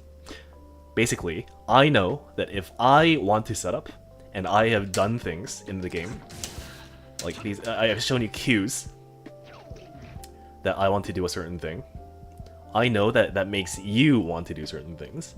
Like for example, if I do an IED back, let's say that I do IED back, and every single time I did IED back, I did a summon. And now this makes you think, okay, if he's doing IED back into summon every time, that means that if I see the IED back, even if I don't see the summon, I already know that he's going to do summon without seeing the summon. And because I know this, now, if I just come to the logical conclusion, I can punish what he is doing based on not a reaction, but based on what I think. Wait, hold on. I need to clean up my thoughts for a sec. I'm getting ahead of myself.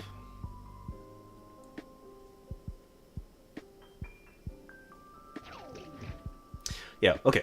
So when you see a certain thing that I do, that is a cue for something that I tend to do, then you can start to abuse that, right? So that's step 2. Okay? And yeah, like you were saying, if you were IEDing at me when I was backdashing a lot, which is sort of your punish for that situation. If you know he's going to summon, you can adjust your actions accordingly. Yes, so that's step 2. There's a step 3. Do you know what it is?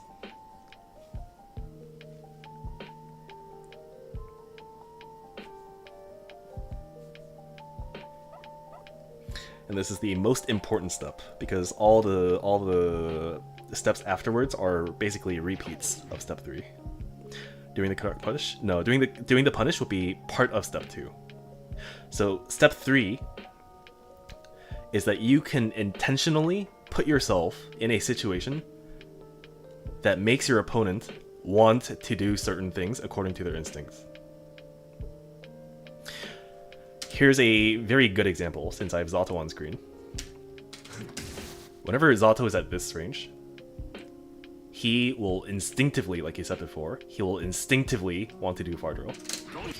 Because this is exactly at far drill range. Which means, whenever you're at this range, it makes the Zato player instinctively want to do that move. And if we think about what we said earlier, about using the things that we know how to... like using the things that we know, we can intentionally put ourselves in ranges that makes the opponent want to do certain things. So for example, let's say that we're full screen, we're playing neutral, and you know for a fact that Zato players like to do far drill when you're at this range. So by putting yourself at this range, intentionally, now you've made the Zato player want to drill. And because you know that, now you have a proper punish for it, which is IED, whatever button you use, into your punish, whatever it is. That's step 3. And this is an easy kind of example, but you can use this for a lot of scenarios that are particularly neutral. You don't see this much in like pressure or anything like that too much. But the neutral part of the gameplay is going to be the most important thing for you right now. Is that true? Okay, hold on. The neutral part is really important. But in your case, your offense is also something that needs to be worked on a little bit more. Because right now, and it's hard to put into exact... it's hard to give you exact examples without looking at the VODs again. But if you look at your gameplay, and look at the types of mix that you're doing right now, like you can, at some point, it doesn't have to be now, you can go to your replays, you can count which mix you went for every single time in the entire set, and you will find that 1 or 2 of those options were overrepresented by far. And that has to be fixed. It's another case of you are supposed to get a lot of value, but you're not getting it right now. It's not that you... I think what's happening is you know what to do in terms of what your combo options are and that kind of stuff. But you don't put it into action, I think. because it's just not something that is ingrained into muscle memory yet. And if that's not the case, like you're not sure what to do in terms of the other options that you have on offense, then that's something that you would have to go and research or ask another Venom player. So I think that would actually be more important than the neutral part, I believe. And then the neutral part is like what you have to work on afterwards.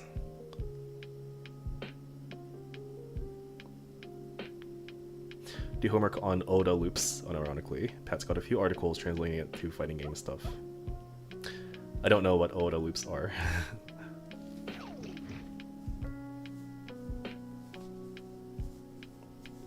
I assume you mean something related to what I said earlier, but someone put a name to it.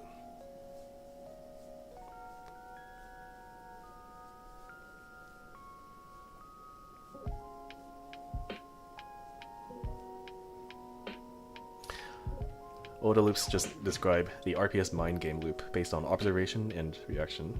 I see.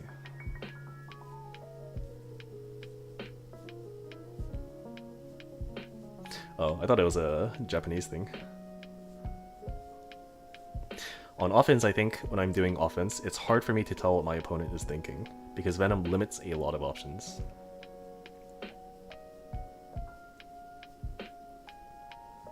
What you need is you need to play versus people who know exactly what your options are more.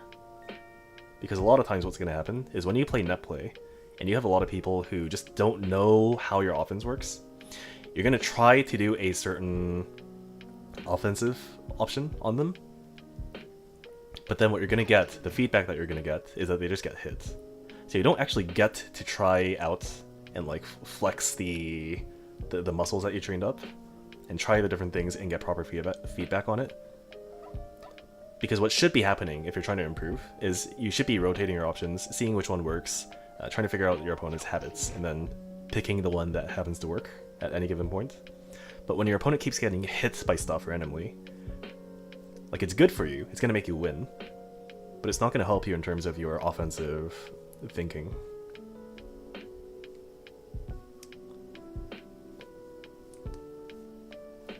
This is a really important thing, so being able to find people who are constantly going to challenge you will be the fastest way for you to improve. You need to constantly lose. Knowing how much your opponent knows is also important. Yeah, like I spend usually, when I first start a set, and I know that I'm going to be playing for a while, I'm going to be spending maybe like, it depends on the player, and it's going to take more games the better they are. But like 1 to 5 games-ish for the set before I start to actually, okay, just lock down on the thing that I know I can abuse. It's like a thing in poker, so it's this exact same thing. There's a thing where it takes like 3 minutes to find out if someone is bad at the game, but it can take multiple days until you find out that someone is good at the game. And it's not quite that extreme in fighting games because partly the mechanical aspect of fighting games makes it a little bit more obvious, but the concept is still there.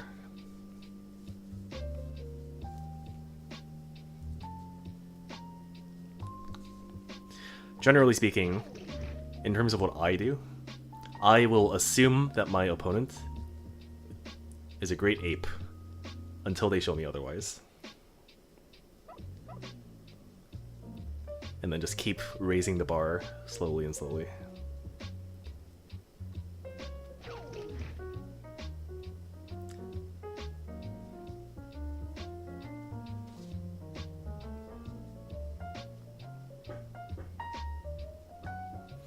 So regarding Venom pressure,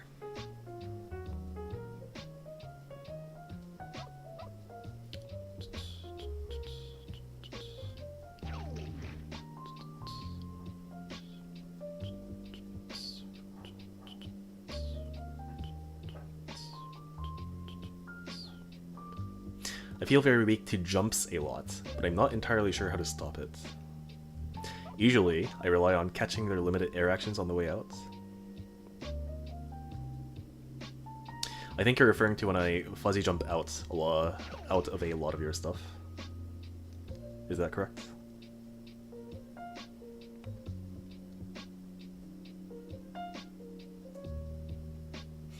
And playing a gorilla wouldn't beat people in gear. Hey, no, there's a reason. There's a reason why all the ape edits exist. I think I don't know if I'm gonna pull it up. Yeah, I understand 2p, 2k to beat those fuzzy jumps, but I don't feel like I get a good reward.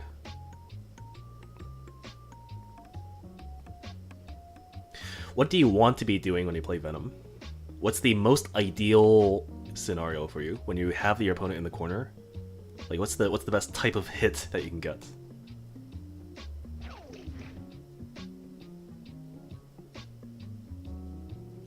Like a counter hit 5H or like a throw. Is that really the best thing you can get in terms of value?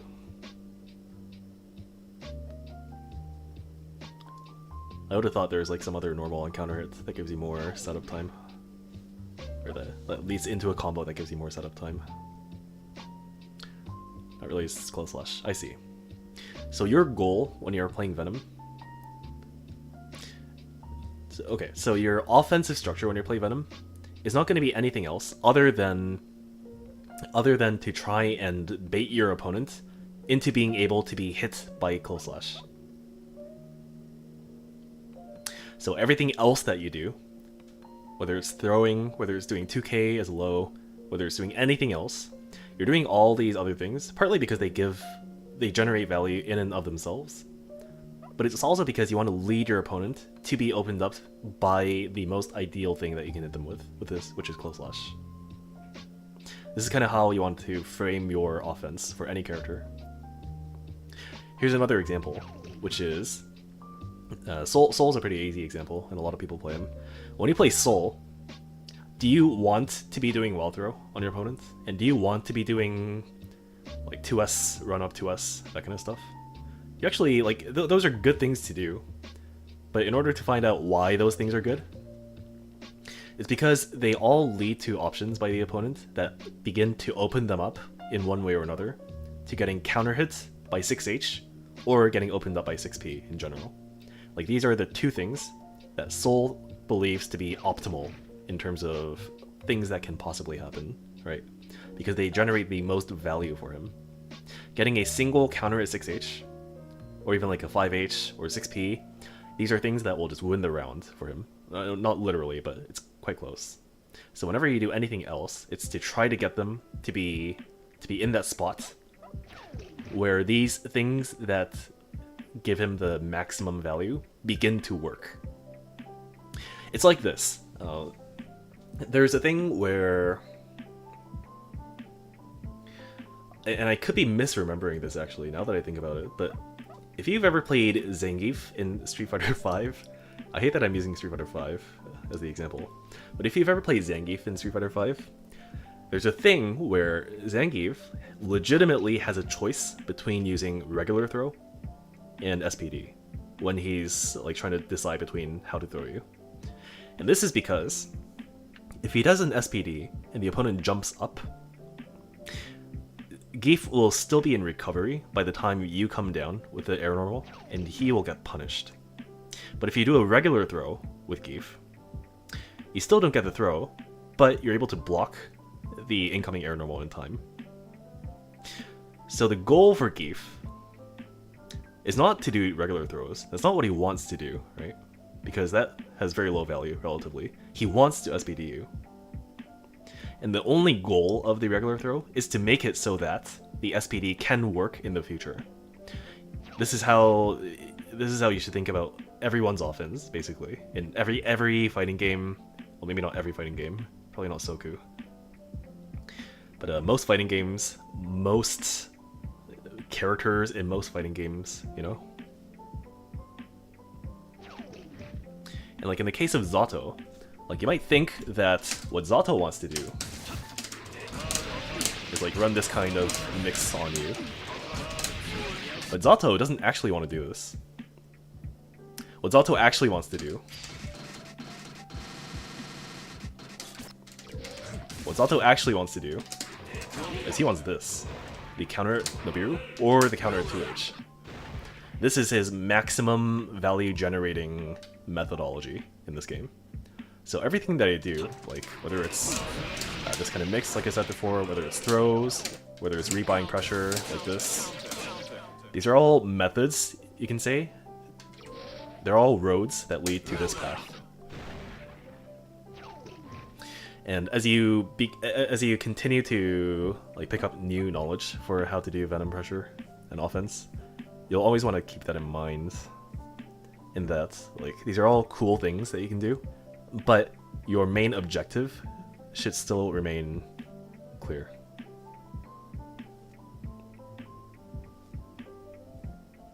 Also, in case this is taken literally, like, of course, if your opponent has 2 HP, then, like, this isn't the most optimal thing to do anymore, right? The 2H. Or, like, in the case of Venom, the Close Slash. Because in that case, you can do anything, and it'll kill and win you the round.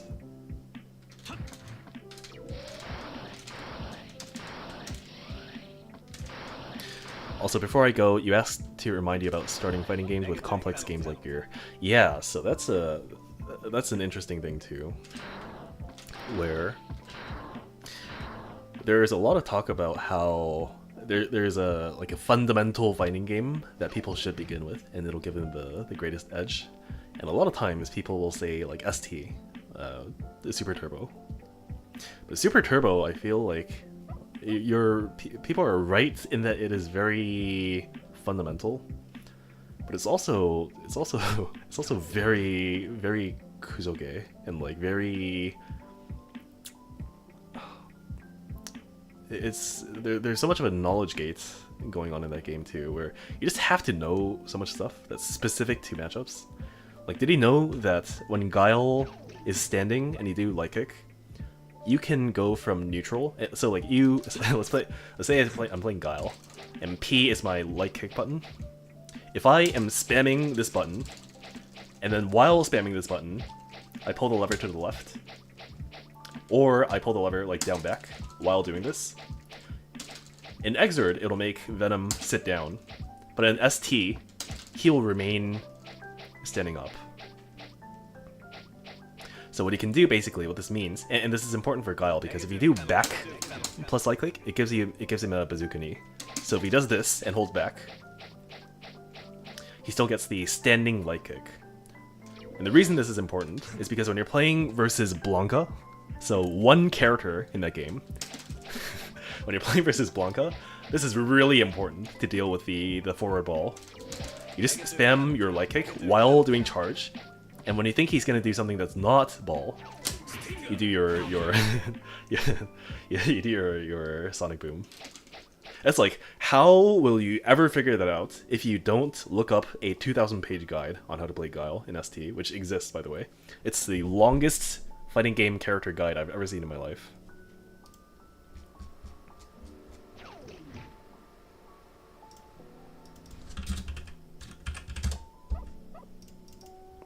In fact, let me find it for you.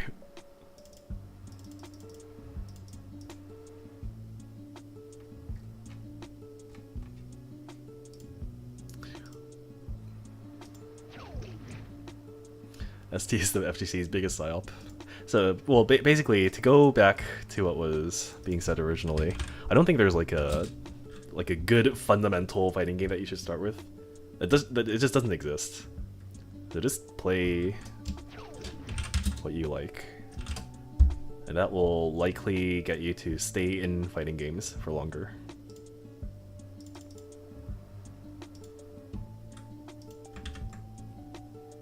Oh, I found it. Okay, let's see how many pages it is now. Let me pull this up here.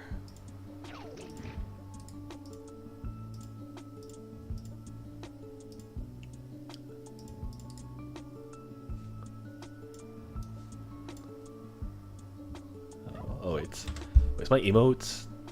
No, not yet. Damn.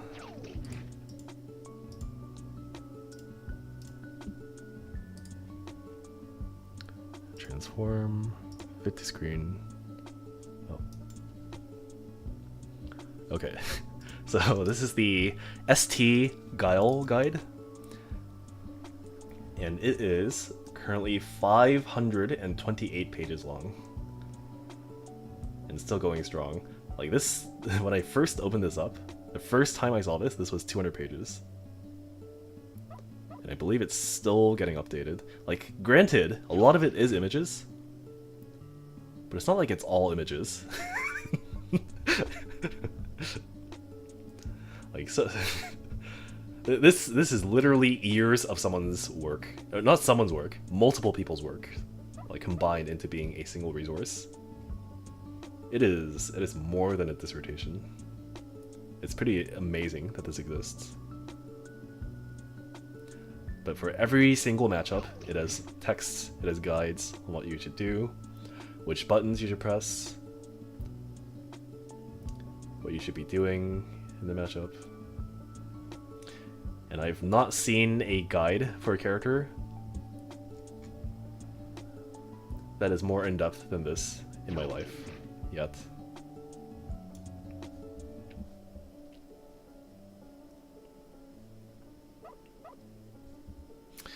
Also, the best fundamentals game is KOF 98 with Fightcade Brazilians, although I buy that. I tried 98, and my problem with it was that the input reader seemed even less cooperative than ST. And that was a problem because at that point, when I tried it out, I was on Hitbox. And Hitbox for that game doesn't seem so good.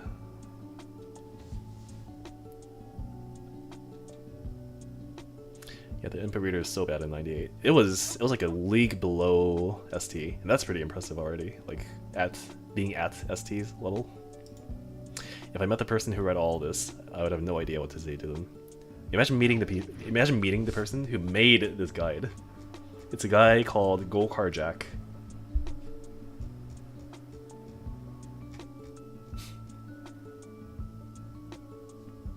And he is a very long time ST head. I have to finish some work, but thanks for the help. Yeah, if you want to come on to voice, well, I don't know if you have a mic or are willing to speak, but if you're on voice chat, I can make these more productive if you want in the future. I like to generally I like to see what the person thinks before like continuing to more advice. Probably in the future. Yeah, for sure. And only if you want to. Okay. I think I'm gonna find one more set, and then that will be my last one as well. I'm tired, so I'm off. Goodbye. I will be here tomorrow, very likely.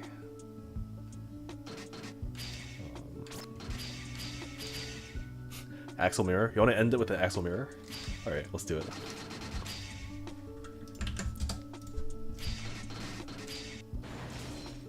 Who dares isolate Arena.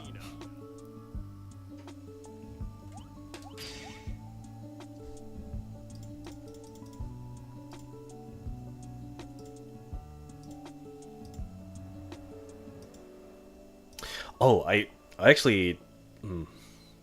I was gonna do this today, but I'm gonna have to do it tomorrow. So tomorrow, I want to cover... So someone sent me a DM, and it was kind of long, but it boiled down to how do I learn a character from the bottom up, like from scratch. And I think that no one really outlines this, like how to start playing a new character in a game, or in this game specifically. And I think that'll be really good to have out there on YouTube.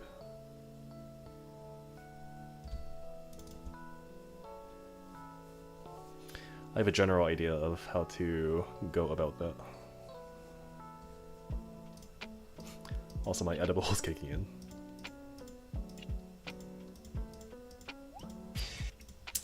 Alright. We'll make it a first to 10. How's that? Heaven or hell. Duel. One. Let's rock.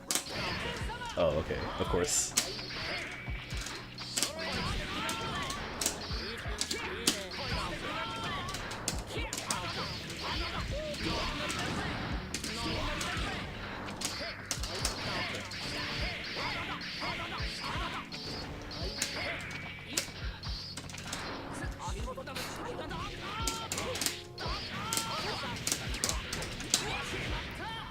I think this is the funniest mirror match in this game. You'll see why soon.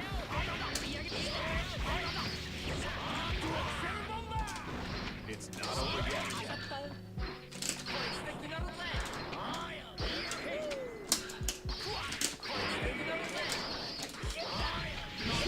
Him. Okay. Okay. Okay. Duel 2. All or nothing.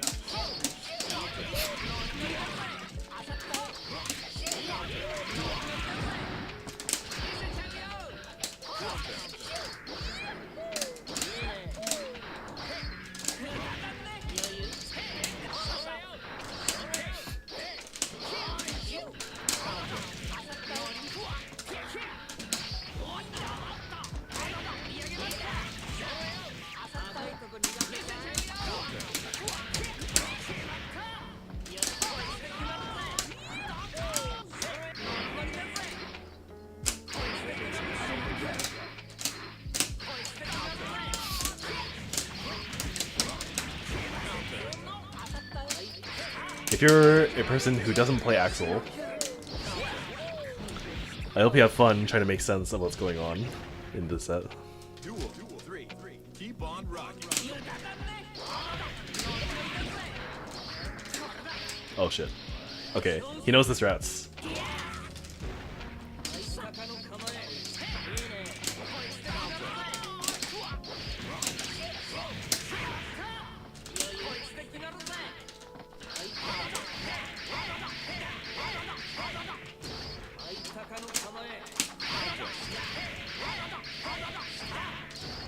not over yet.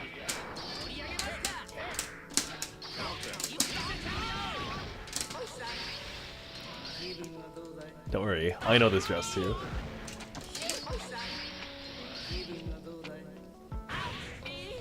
It's not over yet.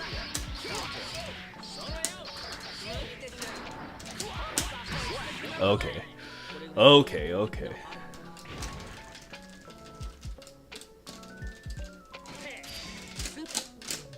Heaven or hell. Duel 1. Let's rock.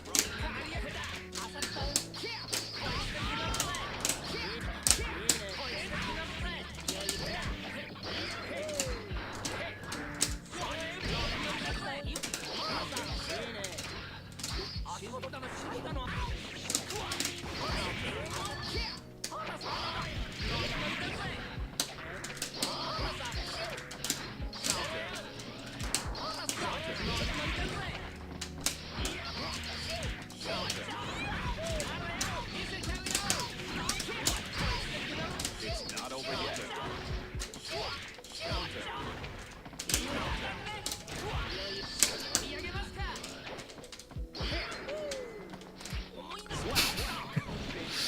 What do you think you're looking for there exactly? What do you think I can do? Turn up the heat. Okay. See, that was what I was trying to do earlier.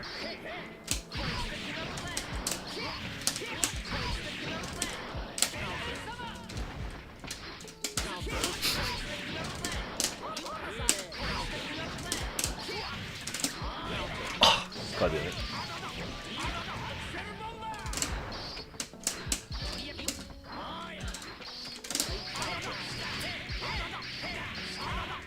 It's not over yet. That is actually burst safe, by the way, technically. Duel 3. Keep on rocking. Countdown.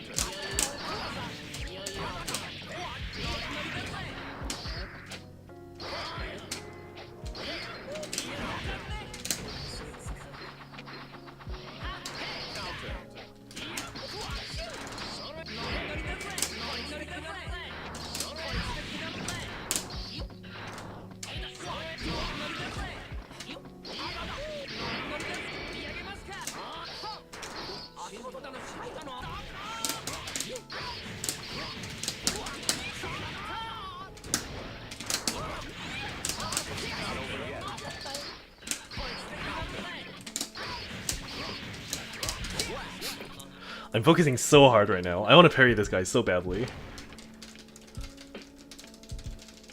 I might be focusing harder than when I was playing versus the Pussy Venom. Duel 1. Let's rock.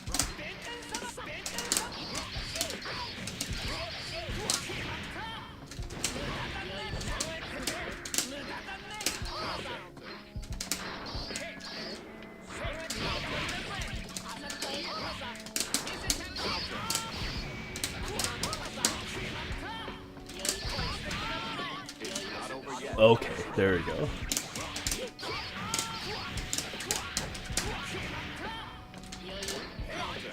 So close.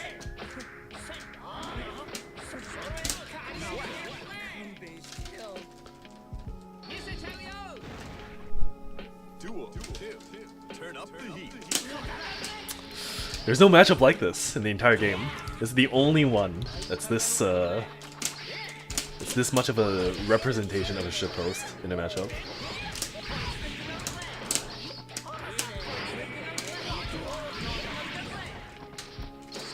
Oh, nice.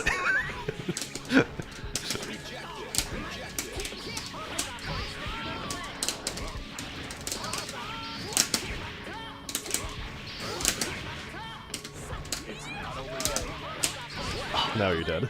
Yeah, imagine doing actual combos for Axel.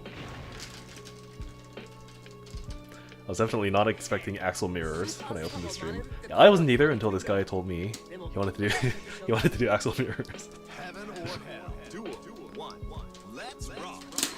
Oh, nice. There we go. That's a low, by the way. Oh, hold on.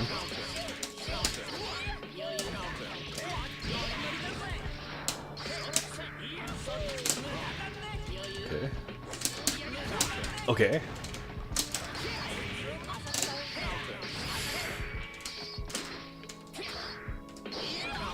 Nice.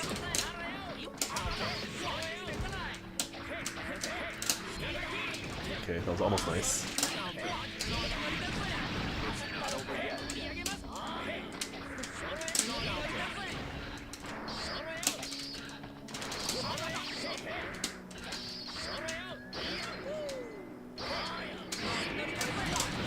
That okay. That was bullshit. Duel 2. Turn up the heat. There we go. Okay. Now we're getting somewhere.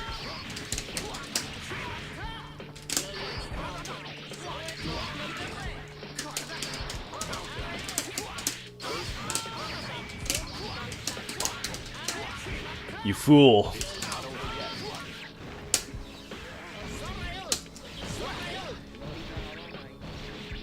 You tried to burst Axel's 2S? That's like, it's like almost as bad as bursting on Zato's 2D.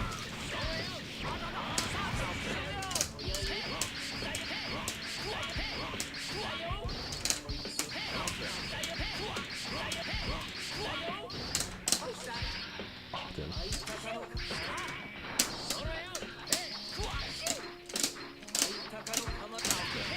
Okay. I was dreaming a little too much there.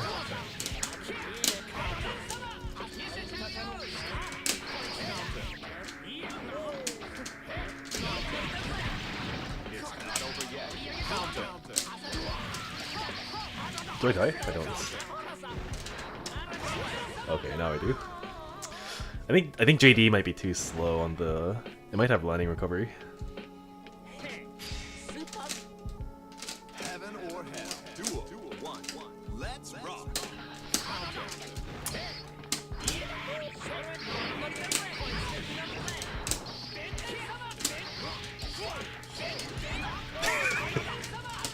Come on, man. Your DP's not that good.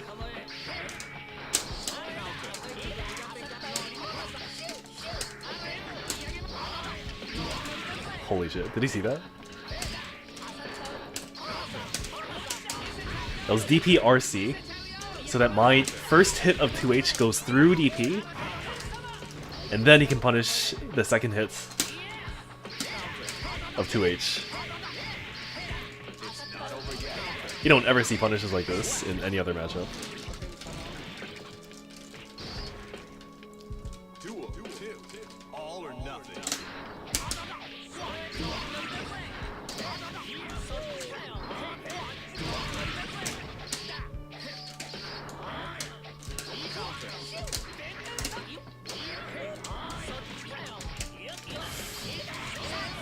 Okay, I made the same mistake.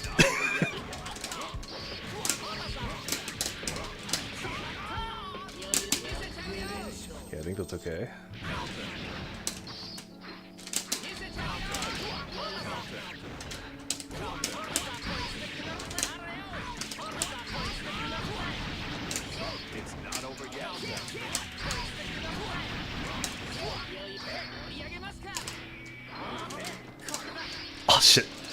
It's kind of a low, but it's not really a low. Got him!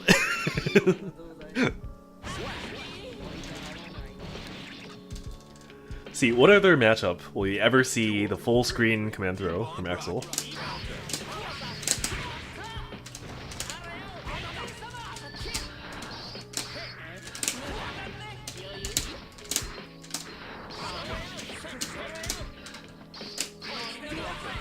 Shit, okay.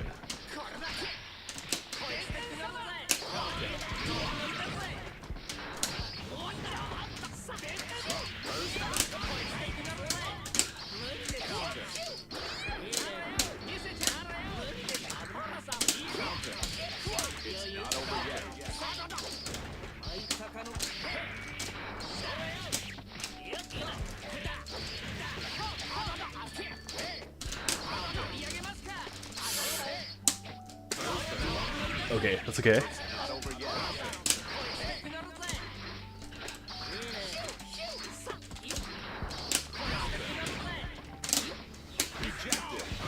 Shit, that's not good. Okay, that's really not good.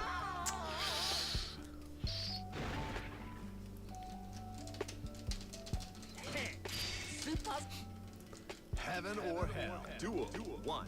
Alright, Mr. Futt Buckington, this is taking more brain power than I imagined, so I'm gonna limit it to a first to 5.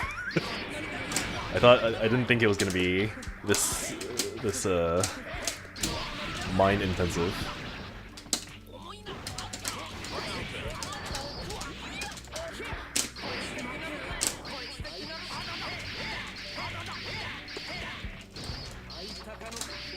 There we go.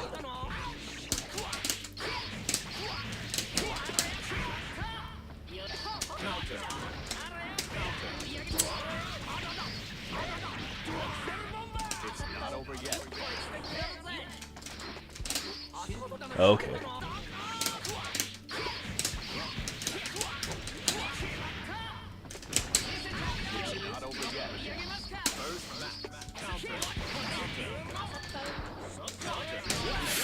Oh, okay. Duel. Two. Keep on rocking.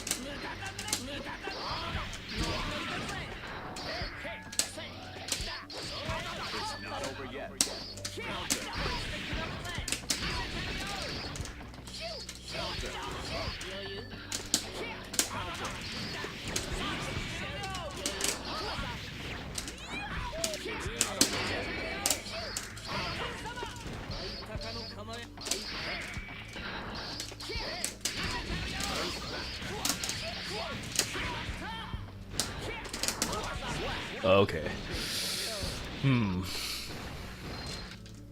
Duel. Three. Keep on rocking.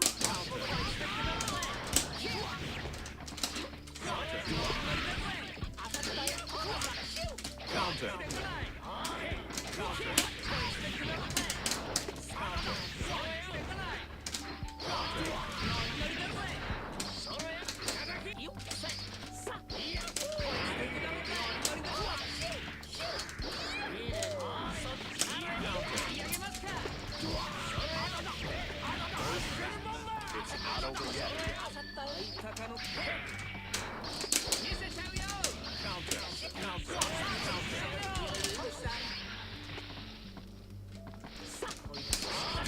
Oh my god, that beats the fucking Sparrowhawk. That's insane.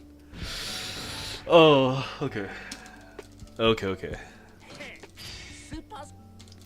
Heaven or hell. Duel. One. Let's rock. That's the biggest jump scare of all of today. Okay.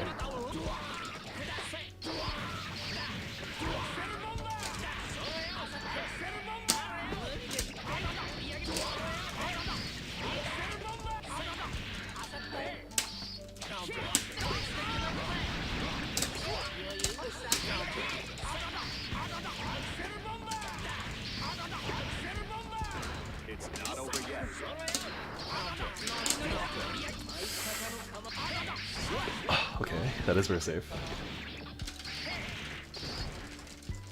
Duel 2. Keep on rocking.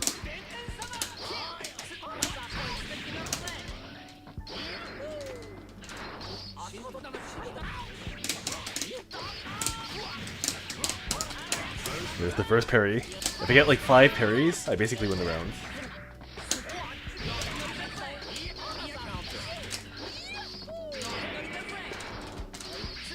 Okay, there's 2.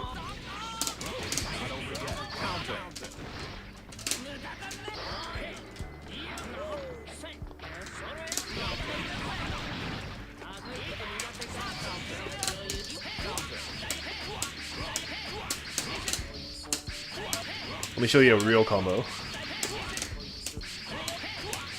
It's just Bear Hawk 3 times.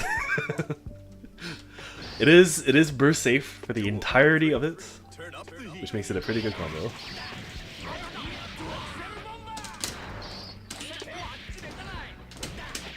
Okay, where's my IB?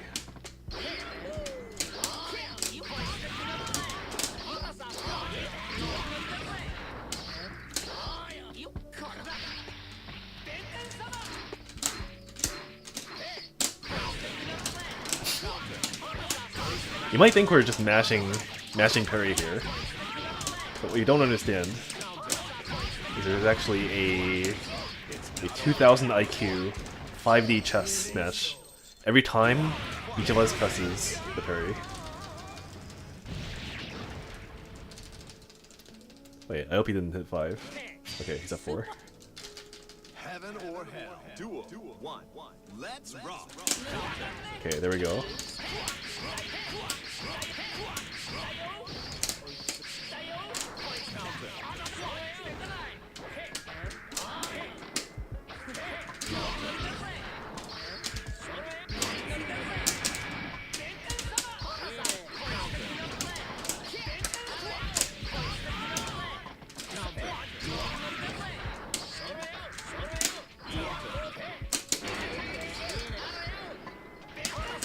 Oh my god, my reach.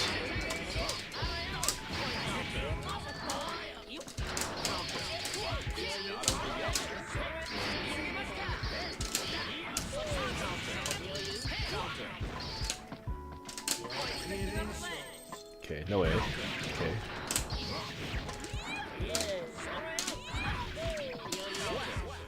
Damn, 6 feet actually working on Axel? That's like a once every 20 games kind of thing. Keep on rocking.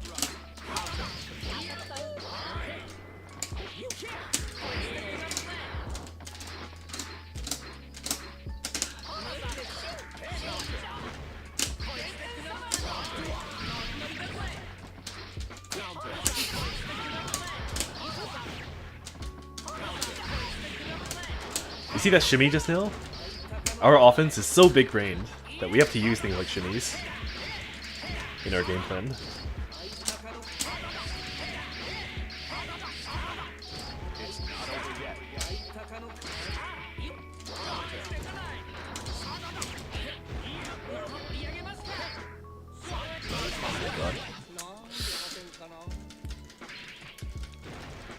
He's so smart. Turn up the heat.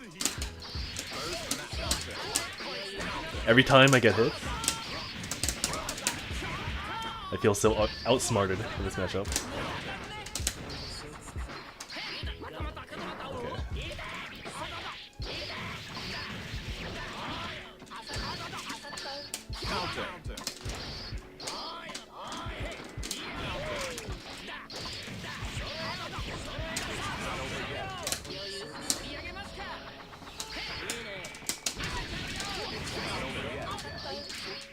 Okay. Okay, there we go.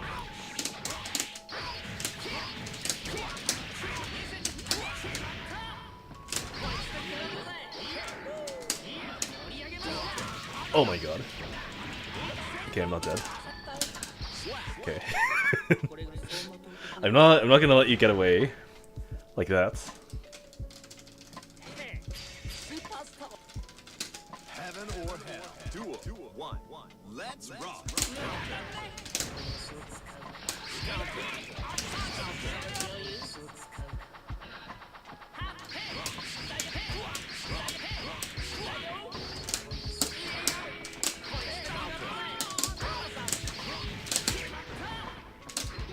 There we go.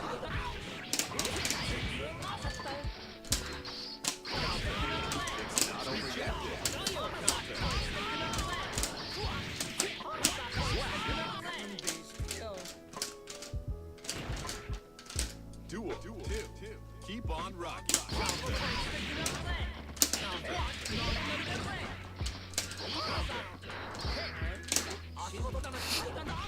Low parry, by the way.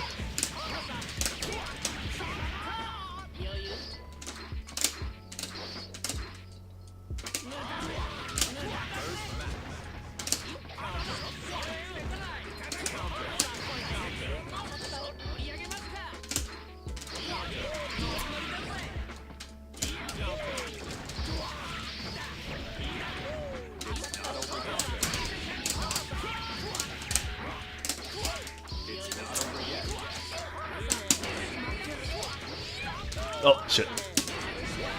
You can't do that in this game. Okay. Good games, but that was an appropriate ending. Actually, that was not an appropriate ending, but for the sake of our... Okay, I'm not even... I can't even address it. That was a... that was an Axel Mirror that I've not played in such a long time. Round 2. I'm so mad about the wake up DP counter. You know the best part about that was how you did DP on my 2H. You RC'd after it clashed. And then because you still had invul after that, and like my second hit of 2H just went through you, you used the DP RC as a way to punish my 2H by first clashing with it.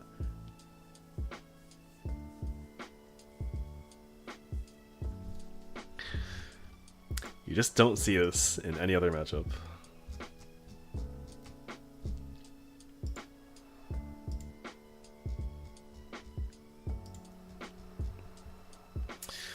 Okay, well, you know the drill. I need to go to play MapleStory, which I really don't know what to do with this game, to be honest, because I don't think I'm gonna just let it go entirely. But it's like right now, especially, there's an event thing going on, so I need to put like minimum 40 minutes every day into it, and the more I do, the better. I think ideally the end game is to just get rid of it entirely, so I just don't play at all. But I feel like that's going to be really hard to do right now. But it is how it is. Sell the account in Wailing Gungeon. You know how much I would get if I sell my MapleStory account? Like just sell all my equipment and move to a different game. I would probably get like $4,000 USD-ish. But I would have to sell all the like individual equipment pieces individually. Because the way MapleStory works, it's very weird in that it's very unlike a lot of other MMOs from what I've been told. Where MapleStory, the value of your character doesn't exactly lie in the types of gear that you have. It tends to lie more in the different ways that you enhance those equipments that you have. So like the majority of the value is not in the equipment itself. It's in the ways that you enhance it. Because the ways that you can enhance equipment in Maple are like costly to the point where if you want to do the most costly, most efficient, most value way to enhance your equipment, it can be like literally hundreds of thousands of dollars per equipment. And MapleStory has like 20 pieces of equipment per character.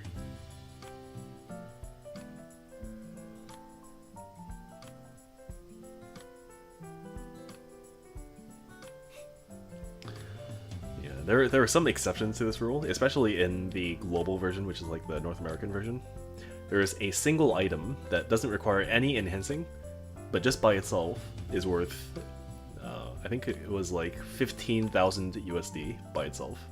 And this is an item, again, that doesn't require any enhancing. Like if it were to also be enhanceable, it would easily be like hundreds of thousands of dollars in value. And this is crazy. It is, but there are worse games out there in Korea. It's a little game called Lineage, which you might have heard of somewhere. Lineage, Lineage 2, Lineage M, Lineage World. These are all games by a developer called NCSoft in Korea. And they are notorious for, like, they just blatantly milk the player base that they already have. And they just abuse their players so hard. In terms of just trying to get them to spend. My friend's dad has an IRL marriage affair with a MapleStory marriage. And like the thing is, it's not even a good game, to be honest, because there's so many things in Maple where just design-wise, these are designed in just really dogshit ways that could be better, but Nexon, you really can't expect much from Nexon. Like recently, in the global version of MapleStory, they have a class called Jet. And you have to understand that in MapleStory specifically, you pour so much money, so much time into each character that you raise. And it's designed essentially in a way where you become so emotionally attached to your character, kind of. And then what Nexon said was, okay, this is a type of class in global MapleStory that doesn't exist in Korea MapleStory, which is basically where they just copy-paste all their data from when they patch global. And because it seems like too much work to keep updating this class, we're not going to try to accommodate the existing class or anything like that. What we're going to do is we're going to delete the class. We're going to delete the class, and people who have been raising this class for the past like 20 or like 15 years, you guys can just transition your class into a different class. That's it. And then that'll be our happy ending, they said. Which is like, it is unthinkable to, like, imagine any class that's in any MMO that you've been investing years, like almost 10 plus years into. And then all of a sudden, the developer says, okay, your class, it no longer exists. So you're going to have to change your class to something else.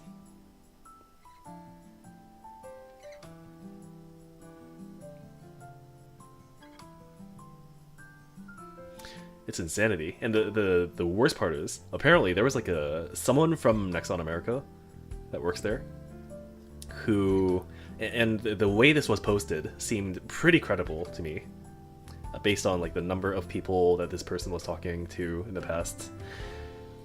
And what the person said, essentially leaked, was that there were other classes that are on the chopping block right now.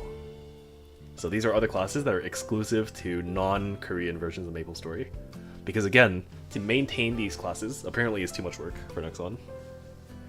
Like, they only want to have to do the work for the Korean, the classes that exist in the Korean version. They don't want to have to do the work for these other classes that aren't in what they would refer to as a real MapleStory or Korean MapleStory. So instead of just investing more into the foreign servers, we're just gonna axe your characters. Which is like actually such a shame that things are working this way. I had a Dungeon Fighter Online phase, and I'm trying to imagine if any of the DFO classes just got cut by Nexon for no reason. Yeah, for the main server, so like for Korea, they really wouldn't do that. But it's because for North America, or like the global version of MapleStory, there's just not enough players for there to be a proper impact if people were to try and gather and do anything meaningful. Like in Korea, they have also the benefit of just everyone being close by geographically. So what people ended up doing in Korea was they sent these like protest trucks, basically. There are these massive trucks, and they have these LED signs on them, and they say things like, Nexon has been committing these atrocities in front of their HQ, like in front of their office buildings. And they just have these trucks circling around where the office buildings are for multiple hours a day, every day, for like a month. And that actually forced them to have what they call a user conference, or user developer conference, where essentially the user representatives just bag on the Nexon employees there and to say shit like, this is how your game currently operates. This is all the bullshit that you currently profit off of. And these are the changes we want to see. And a lot of that actually did work out, although not exactly at the pace that people want. But and this was actually, if you play other games too, you might have heard about this. So because this started with a game called FGO. So this is a gacha game from Japan. And the issue was that in Korea, the Korean version of FGO had some discrepancies where they were behind in schedule by a lot. I think it was like 2 years from the Japanese version of FGO. And at some point, the Korean version of FGO decided to pull their schedule forwards. Like they decided to fast track the Korean version's schedule.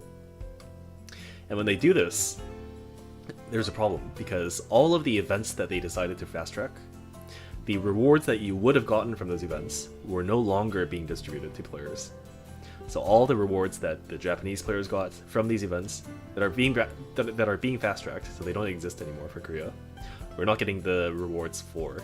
So there's like this, there's a discrepancy between the amount of roles that you can do, basically, if you're a free-to-play player.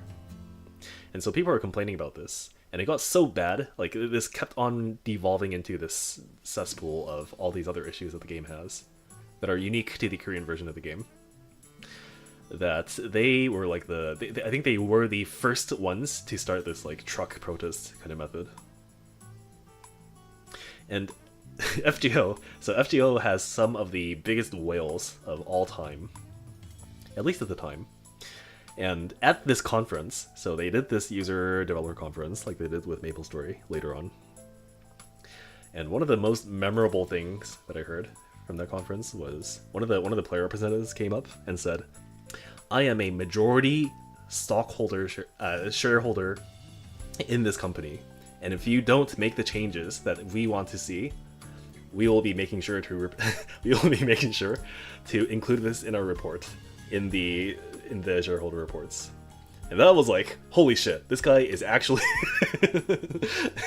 this is actually one guy who legitimately has influence over this developer just coming out and saying this shit. It was like unprecedented in terms of how frightening it was actually being for the developers for that.